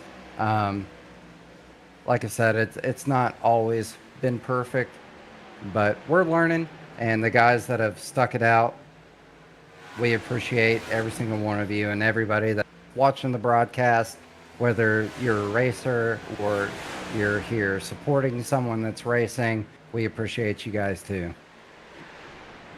Absolutely, and it's going to be a shake-up next season. I know a couple of the drivers in the series will be looking to change up what they're driving next year. Or, sorry, not next year, but next season. As you'll see some of the truck drivers moving up to the Xfinity series. Some of the Xfinity drivers, a little bit of contact there with the 88 into the back of the 84. That's Nick Mills and David Farmer. As I was saying, a little bit of a mix-up. Xfinity drivers moving to the Cup series, and with some of these Cup drivers maybe electing to go down a series and vice versa, so it'll be quite interesting. Plenty of newcomers as well in all 3 series next season. Yep, we've got a couple on screen right now, very talented Cup drivers. They're going to test their luck in Xfinity next season. Race with both of those guys, Nick and Dave, for a long time. But they're At times they don't have all the time to dedicate like some higher I-rating drivers. So we've made accommodations as far as I-rating caps for guys in the Xfinity series to make that one a little more competitive as well. Absolutely. And John Schwartz has now come down pit road. He is on fresh tires and full fuel now. He remained on the lead lap. He cycled out into the 11th position. So we'll see if he can make his way back up to the front with only 29 laps to go. Yusuf Ghali still out on the racetrack at the moment, holding the lead, but Brandon Holder right on the back bumper of him. Yep, and looking at my statistics right now, Yusuf is on 38 laps on this run, Brandon 23, Angelo 30. So I can't imagine, unless these guys summon the fuel genie, to make it to the end of the race here. It's going to be very difficult in a sense to do that, but Yusuf did win 8 races this season by not having strategy, so there might be something hidden up his sleeve that we just don't know about yet. But it's going to be very tough, as we know that he does have to pit one more time. John Schwartz very lucky with that lead that he had, able to pit and cycle back out on the lead lap. You don't see that very often at a racetrack that you're turning 30 to 32 second lap times consistently. But no, he might still have a chance to work his way back through the field. Down 22 seconds from the leader right now, so a lot of room to make up, as most of these drivers do not have to revisit pit lane. Radburn Shutters taking the inside of Yusuf Ghali, putting himself up into second. Brandon Holder still sitting in first.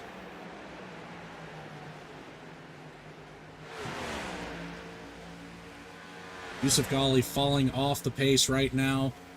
He's about a 31.5 second lap time, where the 2 drivers ahead of him with much fresher tires, about a full second ahead of him on lap time. So not going to be a chance for Yusuf to catch back up to the 44 or the 9. As we know, still has to visit pit road one more time. Yep, and scrolling through the field here, I'm not a mathematician, but Nick Mills looking like he might be in the money spot right now. Sitting 5th place. He's got 21 laps on this stint. I'd like to think he can make it from here. He's got a couple of drivers to pass, Angelo Ronas, Brandon Holder being 2 of them, but I think you're right. He's got a bit fresher tires than Brandon Holder and much fresher tires than Angelo Ronas, so he does have a chance to make his way up there and take away that money position. Yep, which Angelo, he was, he just pulled off in the pits there, so that gets rid of 1. Radburn Shutters now able to make his way around. Brandon Holder resumes the lead for that 44 car, looking to be in a great position as we are coming around for 22 to go in the Overtake iRacing League Championship race at Nashville Superspeedway. The field is tightened back up in certain spots here, as we saw a few laps ago, a lot of 2-second plus gaps. Now we've got a lot of 0.2 of a second gaps. AJ Stravato, Sean Kaiser both hunting down the backside of the 84. David Farmer. John Schwartz back there, he's made his way up to 10th, looking to overtake James Silvers as soon as he can. This is the closest battle on the track at the moment. Jeremiah Hobbs back there in 14th, trying to chase down Blake Hensley. Both a lap down at the moment. Eric Hutton and Angelo Ronas both a lap down as well.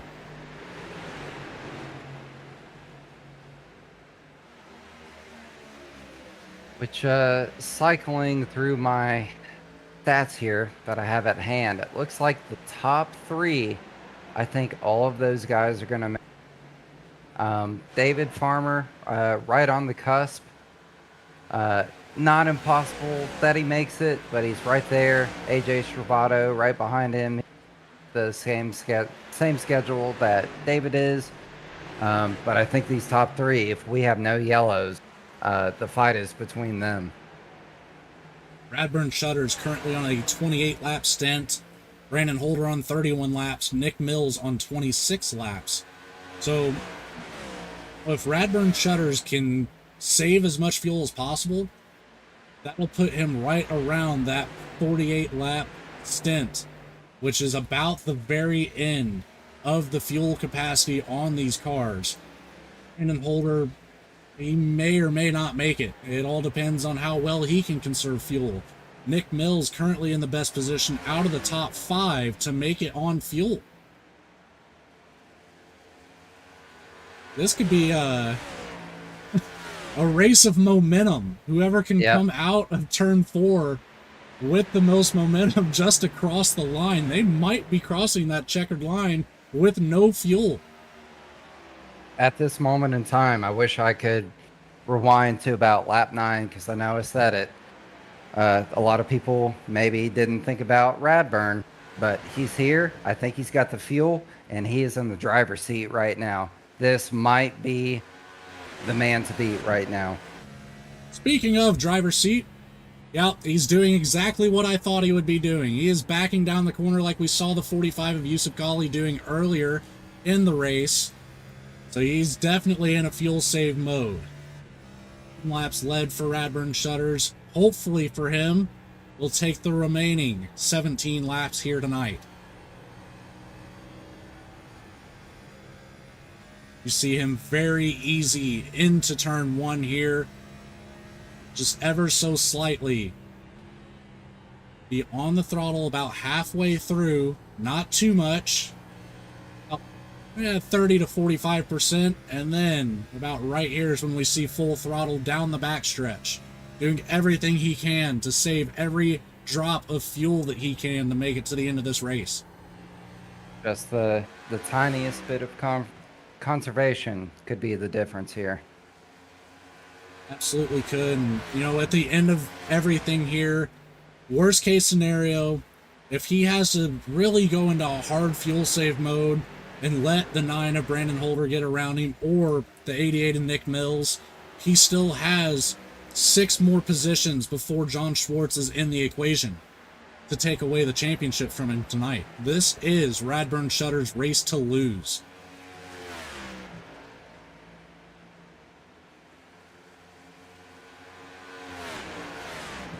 Fire up that hybrid drive, maximize that fuel economy from here on out. Absolutely, as we see AJ Stravato still trying to catch up to the back end of David Farmer. David Farmer trying to catch up with Nick Mills. They are getting closer and closer every lap that passes. You see Yusuf Ghali back there behind him, 1 lap down, but he's not giving up. And that's one thing I definitely have to give credit to Eric Hutton for with the unfortunate situation very early in this race. He has stuck through it and completed the entire race here tonight, where a lot of guys I could see just giving up at that point. Being so early and going 2 laps down like that could just be very, very discouraging. You know he's not happy about it, but big props to him for sticking it out. It's not over until it's over.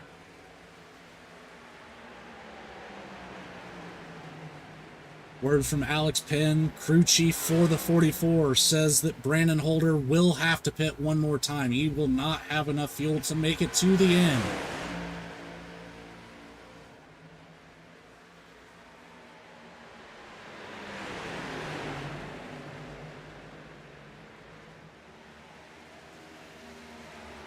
One person not worried about fuel at all, Yusuf Ghali. Absolutely pushing the 45 car as hard as he can at the moment.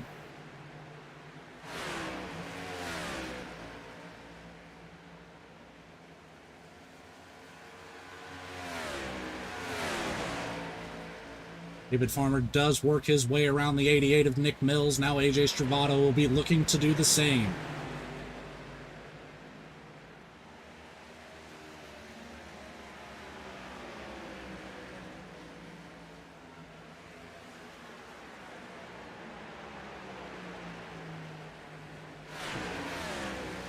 Burn Shutter still in the lead as we are now 10 to go in the championship race.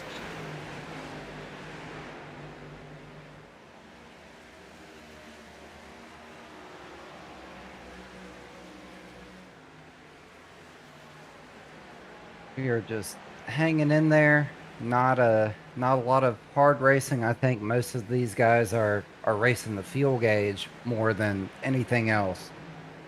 Absolutely. More than half of this field is going to be doing that exactly like you said. It's going to come down to the wire on fuel.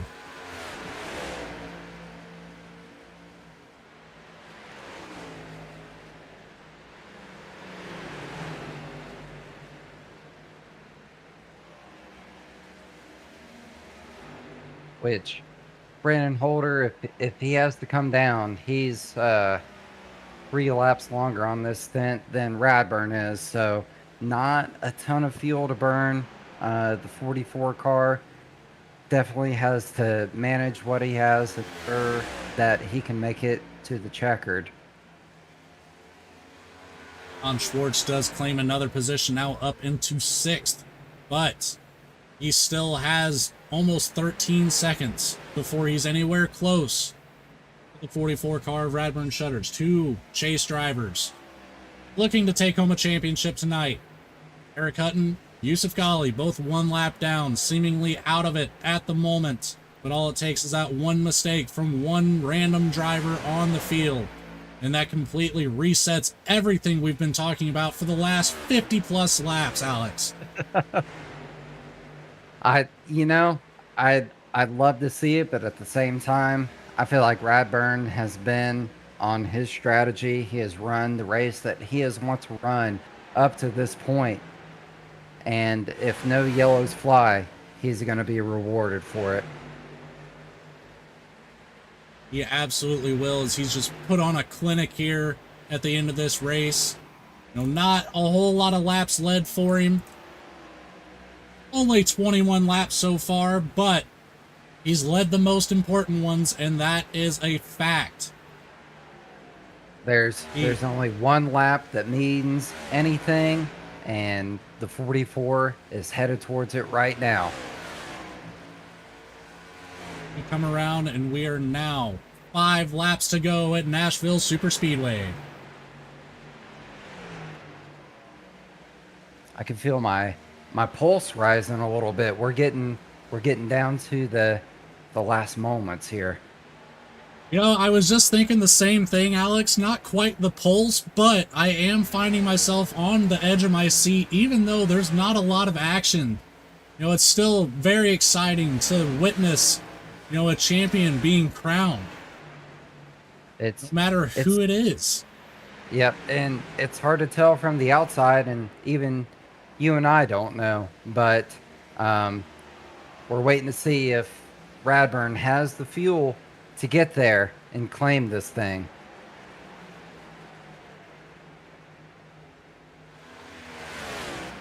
Radburn Shutters, Brandon Holder, AJ Stravato, David Farmer, Nick Mills. Your top 5. Nick fills up his drink. I'm sure he will be after this race in such a long season.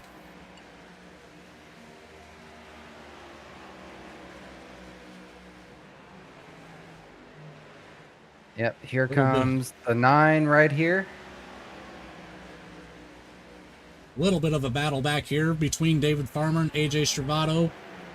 Contact from behind. David Farmer getting into Stravato twice. Pushes him up the racetrack. Makes that pass around and putting himself into 3rd. With 3 laps to go. Stravato's not going to like that whatsoever. As I bet he gets just as close to the back bumper of the 84. Yep, 84 trying to put himself into a paying position. Nick Mills, though, just waiting for an opportunity for both of these drivers to mess up as Stravato's going to dive it in. Slowly coming up the racetrack. Ooh, has to let off the gas just a tad. Stays out of the side of the 84 of David Farmer. Loses a lot of ground, giving Nick Mills an opportunity to make a move on Stravato now.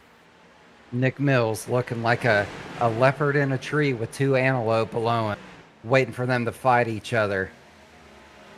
Absolutely is. You know, worst case scenario, if he doesn't end up in a money spot, he has a very good opportunity to take a podium here in the last race of the season, and that's still ever so important going into the next season. But we'll head back up front with our leader, Radburn Shutters, as we are now on the final lap. The 44 car. Does he have what it takes to finish this thing out? I think he does. He's looking very, very strong right now. Not backing down that corner nearly as much as he was. He's going to exit turn 4. And he will be your OiL Cup Series champion. Radburn Shutters in the 44 takes it home tonight at Nashville Superspeedway. Our first champion. Congrats to Radburn. I hate to say I called it, but I feel like I called it about 170 laps ago. Now, here is the interesting thing that unfolded. We did not get to see Nick Mills making his way into second place around Stravato and Farmer. Let's take this back and see exactly what happened for the driver of the 88 coming around the last lap. Take it back a little bit farther. Oh! Big bump there. Exactly what I thought would happen. Stravato did not like that move that Farmer put on him. Got to the back bumper and drove both cars up into the wall of turns 1 and 2. Take it back one more time. Take a look on board with Stravato here. This is very interesting as to how this unfolded. Just what Nick Mills wanted to see. Stravato just did not let off the gas going into turn 1. Both cars into the outside wall, almost coming down and collecting the 88, but Nick Mills able to stay low enough to be clear of him and will take home that money position. You can see David Farmer there in the bottom left corner of the screen almost making contact with Stravato once again. Stravato is able to get a little bit better of a run out of turn 4. Just enough. Take home third position. Contact after the fact, too. They are not happy with each other whatsoever. Heck of a race. Love to see it. Go ahead and see if Radburn has enough fuel to burn it down here, and big celebration to be expected. Absolutely. Send that thing through the infield, my friend. You deserve it. Hey, if I was him, I'd drive that thing to the top of the grandstands. Radburn's had a tough season. He's been in position to win probably as many races as Yusuf has. He's come up short for circumstances out of his control more times than I care to count.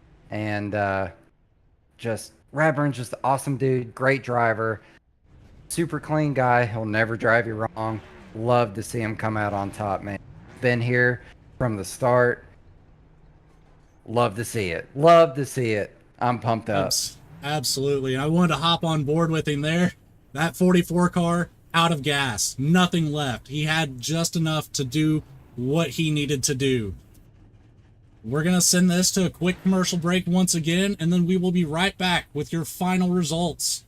And we'll get your top 3 interviews, and most importantly, the interview with our Cup Series champion, Radburn Shutters.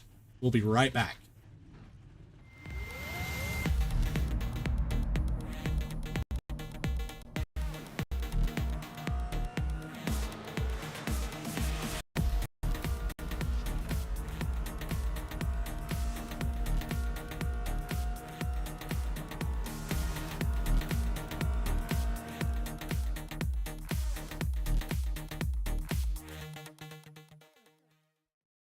Racing isn't easy, but experiencing it is. iRacing puts you in the driver's seat with the industry's leading sim racing game. Drive on laser scan replicas of the greatest racing circuits from around the world. Go head-to-head against other drivers chosen by skill-based matchmaking to ensure competitive racing at every level. Compete across all your favorite series. In officially licensed cars, engineered to deliver the most accurate driving experience possible.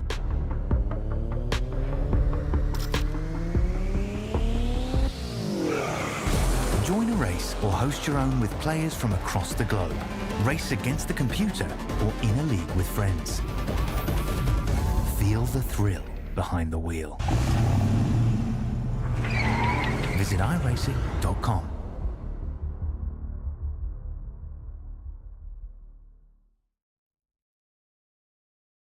And we are back. Like I said, very short commercial break. We want to get right to the action, figure out just how emotional these drivers are here, especially Radburn Shutters after claiming that victory. But first, let's go ahead and get through our finishing results. Obviously, first place goes to the champion, Radburn Shutters. Congratulations to him. Second place will be Nick Mills after that last lap pass after a little bit of controversy between Stravato and David Farmer. Stravato take home third. David Farmer in fourth. John Schwartz made his way up to fifth, but did not have what it takes to get back up to the top three or to take home the championship tonight. Don Kaiser will take home sixth. Matt Grenier in seventh. Angelo Ronas in eighth. James Silvers will take home ninth. Yusuf Ghali will take home your 10th position. Behind Yusuf, we have Brandon Holder taking home 11th. Jeremiah Hobbs in 12th. Blake Hensley in 13th. And Eric Hutton, unfortunately, all the way back to 14th to finish this race out. Looks like he did eventually give up, unfortunately for him. You know, very tough race for the 87 machine. Tough race for all these drivers on the field tonight. But let's get right to it. We get AJ Stravato in here in the booth. See what he has to say about the unfolding moments there with David Farmer and Nick Mills on the hunt. AJ Stravato, Logan and Alex Healy up here in the booth. You got a copy, buddy? Got a copy. Hey, man. Well, great race for you, all in all, but I'm very, very curious. You know, we saw the drama start to unfold when David Farmer got behind you, kind of pushed you into the corner, moved you up the track, made that pass. I believe that was in turn 3 and 4 on, I believe it was lap 195 there. And then we saw you return the favor, man. Obviously, emotions are high in a race like this. Just kind of run me through it. What was going on through your head this entire race, buddy? Honestly, you know, me and David messaged each other afterwards. That was fun. I'm not really racing for much. I'm just kind of racing, you know, get a little bit more experience in this next gen. So we were just hard racing at the end. It wasn't for the win, so it was just hard brawl there at the end. Obviously, that was for the win. That'd be a little bit different, but nah, it was good fun. I was laughing the entire time. It was all good fun. 31, on the other hand, he's brother man needs to use his mirrors a little bit more and a little bit more awareness, but that's a different subject for a different day. Had a good race, had good fun. That was a great strategy there at the end by Radburn, and congrats to him, well-deserved champion. Absolutely. And, you know, after a 22 race season, obviously, you know, like I said, emotions are high, especially at the end of everything. You made it so far. You completed the race here. It's good to have you up here, AJ, in the last race. But how are you feeling? You know, we're getting ready to have, what was it, Alex, a 9-week break before season 2 starts? Indeed, we've got an SRX season in between, but yes, before next season, we got 9 weeks. Absolutely. And AJ, what are your thoughts on season 2 here with the Overtake iRacing League? Are you going to stick with the Cup Series? Are you going to back it down to the Xfinity, or are you going to make an exit here, just one season with them?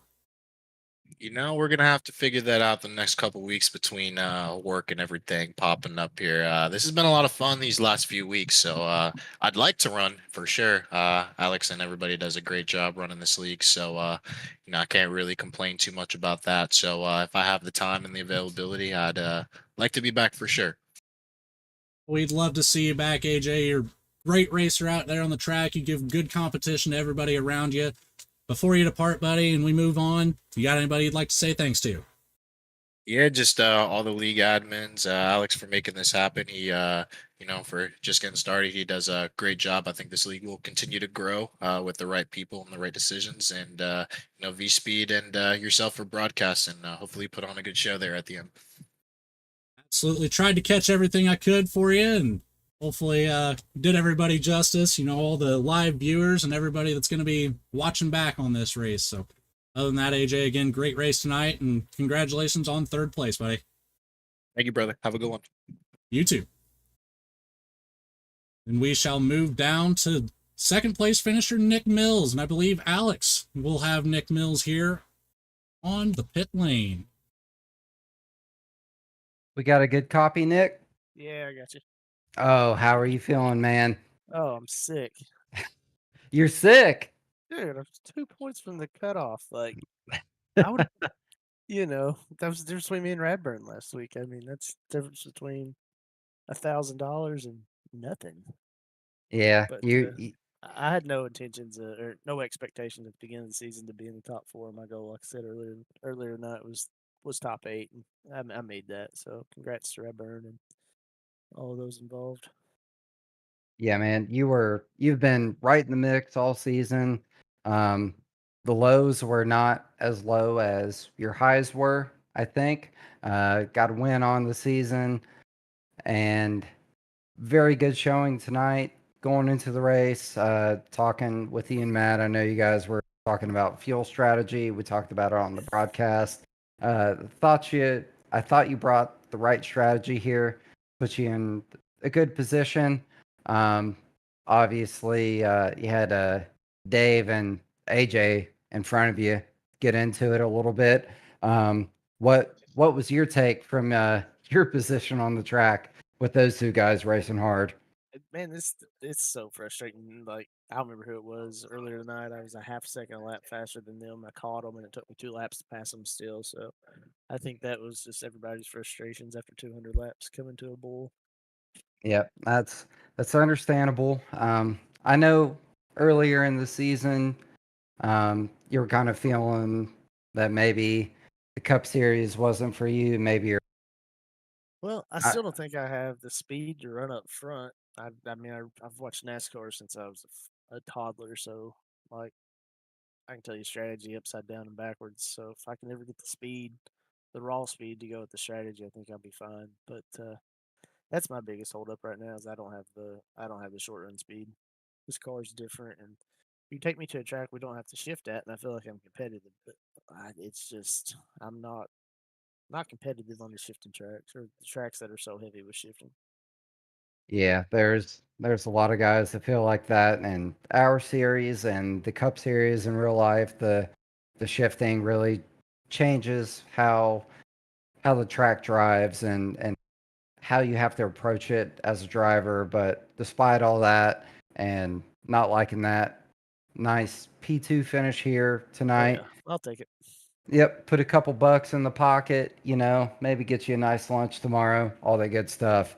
Um, at the end of the day, if you want to give any shout outs to sponsors, friends, whoever, however, what you got for us, buddy? Just shout out to all the guys that's racing. Um, Yusuf Ghali, AJ Stravato, Eric Hutton, John Schwartz, and Baronis. So appreciate their help and input. And apologize if I missed anybody. Nah, man, you killed it. I know how it goes. I know when I'm in your position, I always feel like I miss the most important guys, but you've been racing with those guys for several weeks. You guys have gotten faster every week. I love to watch the progression of the drivers in here. You've gotten better, those guys, and Yeah, that's it's what we're always all here for. yeah, it's always nice to run with some guys that are faster than you. It gives you the opportunity to learn some stuff. For sure, man. Well, I think that's all we have. Great job tonight. Look forward to having you back next season. And I say it every time I see your car on screen. Greatest insurance agent in the state of Kentucky. If anybody out there is Kentucky insurance, you need to talk to this guy. Sounds good. Thank you. Thanks, buddy. That was your second place finisher, Nick Mills, alongside with Alex Healy. And Alex, when we take this to Radburn Shutters, how about we tag team this interview here? Because I'm sure you have a few questions for him, a few comments you want to make. And we'll go ahead and bring him up here and say congratulations, first of all. So let's get right to it. Let's do it. Radburn Shutters, Alex Healy, Logan Threlkeld up here in the VSPEED booth. You got a copy, buddy. Yeah, I got you. Well, Ah, you did it. That's about all I can say right now, man. 22 weeks, and you come out victorious in the last race, and you get to claim the inaugural OiL Cup Series championship. How you feeling, man? It's unbelievable, man. I knew this was going to be an uphill battle tonight, but it sure didn't start out smooth. That first stage was rocky, and then a little bit after that, until we got a little go juice in us, man. There wasn't nothing going to go down the way I wanted it to, but it has been a long 22-week season. That is a fact. You might want to say that, it didn't feel like it was going your way, but at the same time, the only lap that mattered was lap 200, and you did it. Like, you took home the win. So it's obviously it went your way tonight, and again, claiming that championship in the first season of the Overtake iRacing League, it's a big moment for you, and obviously a lot of momentum to go into season 2. But Alex, is there anything you want to say to Radburn here? man, I'd love to. Eric or Radburn, I've been watching you for 22 weeks now. You've been fast everywhere we've gone. I feel like you've gotten some bad breaks. You've taken them on the chin. You come back next week, recover, run fast. Sometimes the next week you get punched right in the face again. And despite maybe not having the statistics over the season to end up where you were, everybody that was paying attention, we all knew that you were in contention, and to see you in the final 4 and get it done, I'm so happy for you, man. Yeah, I appreciate it. You in particular, we've raced together for a while now, and this is probably through different leagues, probably the fourth league in a row, fourth season in a row that I've made it to the final 4, and the last 3 of them, 2 of the 3 wrecked on the first lap, had to battle a broken car. Last league I ran in, finished second, done great. Just didn't have nothing for the guy on top, and it's way worse, I think, coming down to that last 30 laps and knowing that you're in the lead and you're in that position. That was the longest 30 laps I think I've ever ran. I was looking at the clock in the corners just trying to save fuel, and I was like, man, there's no way that time slowed down this much. It was nuts. Just the guys talking and just trying to keep my mind on the end goal, just knocking laps back, trying to manage fuel there. And that was stressful. It was just a few weeks ago at Kansas. I was ready to take this rig and throw it out in the yard or put it on the yard sale site. I was pretty ticked after Kansas.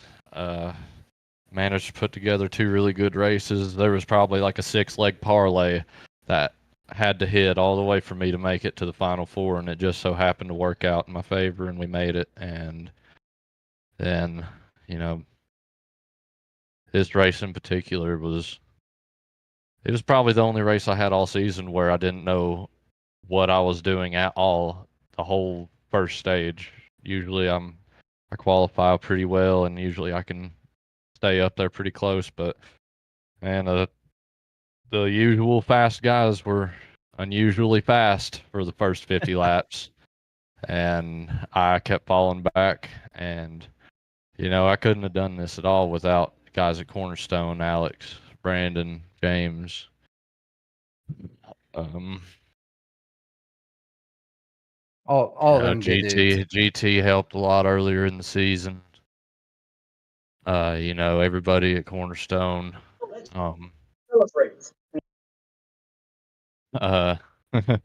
Yeah. I asked, Little interruption.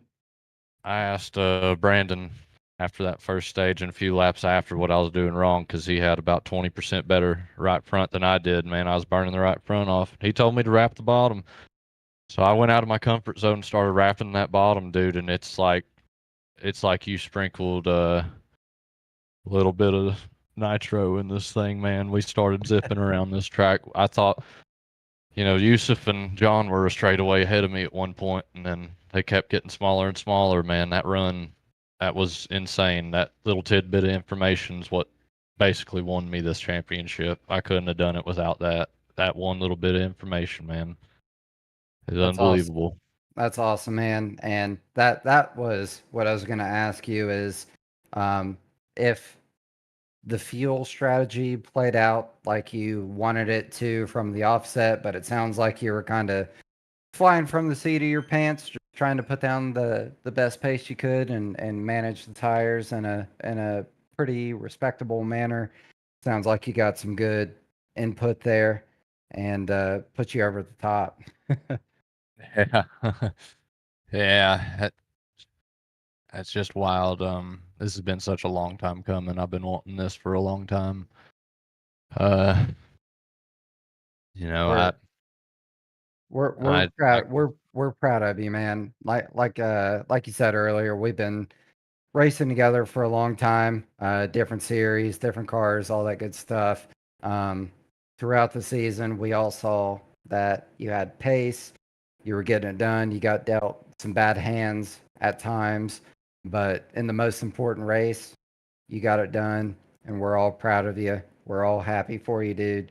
So if you want to give some shout outs, whatever you want to do, anything else you want to say, the floor is yours. There's no time limit here. all right. Let me start with the easy stuff. Got to thank my beautiful fiance for supporting these wild hobbies of ours. And thank our sponsors. We're gonna thank Waynesville Tire, GG's, Function Junction, Mountain View Detailing. Got to thank special thanks to Justin Ray, and James Silvers, and anyone else that was involved in making this paint for me. Copycat one of my dad's old cars, and it means the world to go out and win in this one. Usually put together a good race in this car, seems like, but couldn't have asked for a better outcome tonight. Everybody at Cornerstone. It's been up and down season, and we all had our individual ups and downs, and to take a team championship and also take the overall driver championship is unbelievable. Wouldn't have wanted to do it anywhere else but the OiL Overtake iRacing League inaugural season.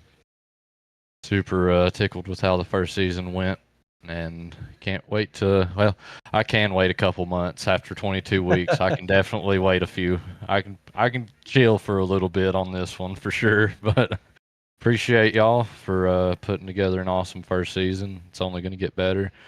Expect everybody to come back next season and want it a little worse or a little better, whichever way you want to look at it.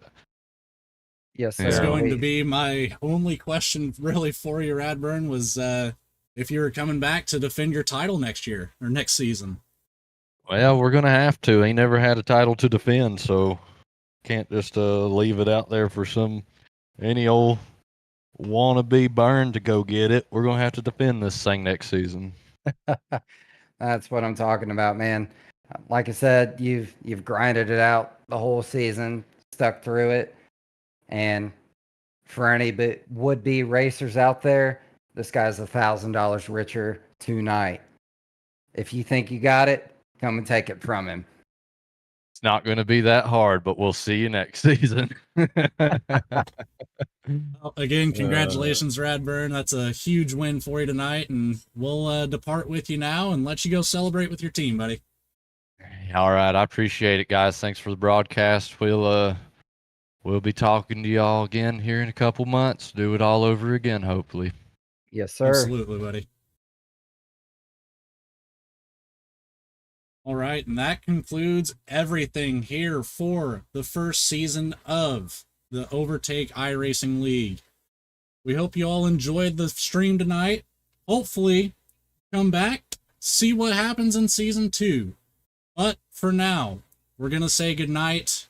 We're going to give a big thanks to everybody behind the scenes. We've got Bradley Cooper, Adam Baker, everything that they do behind everything with the graphics, getting all the streams set up for us week by week. 22 weeks is no joke whatsoever. We're looking forward to covering everything again next season here at Overtake iRacing League, and all of our other producers, Eddie Smith, Morgan Cook, everybody that works for VSPEED. Big thank you, and we will see you next season with the Overtake iRacing League. Good night. And good luck.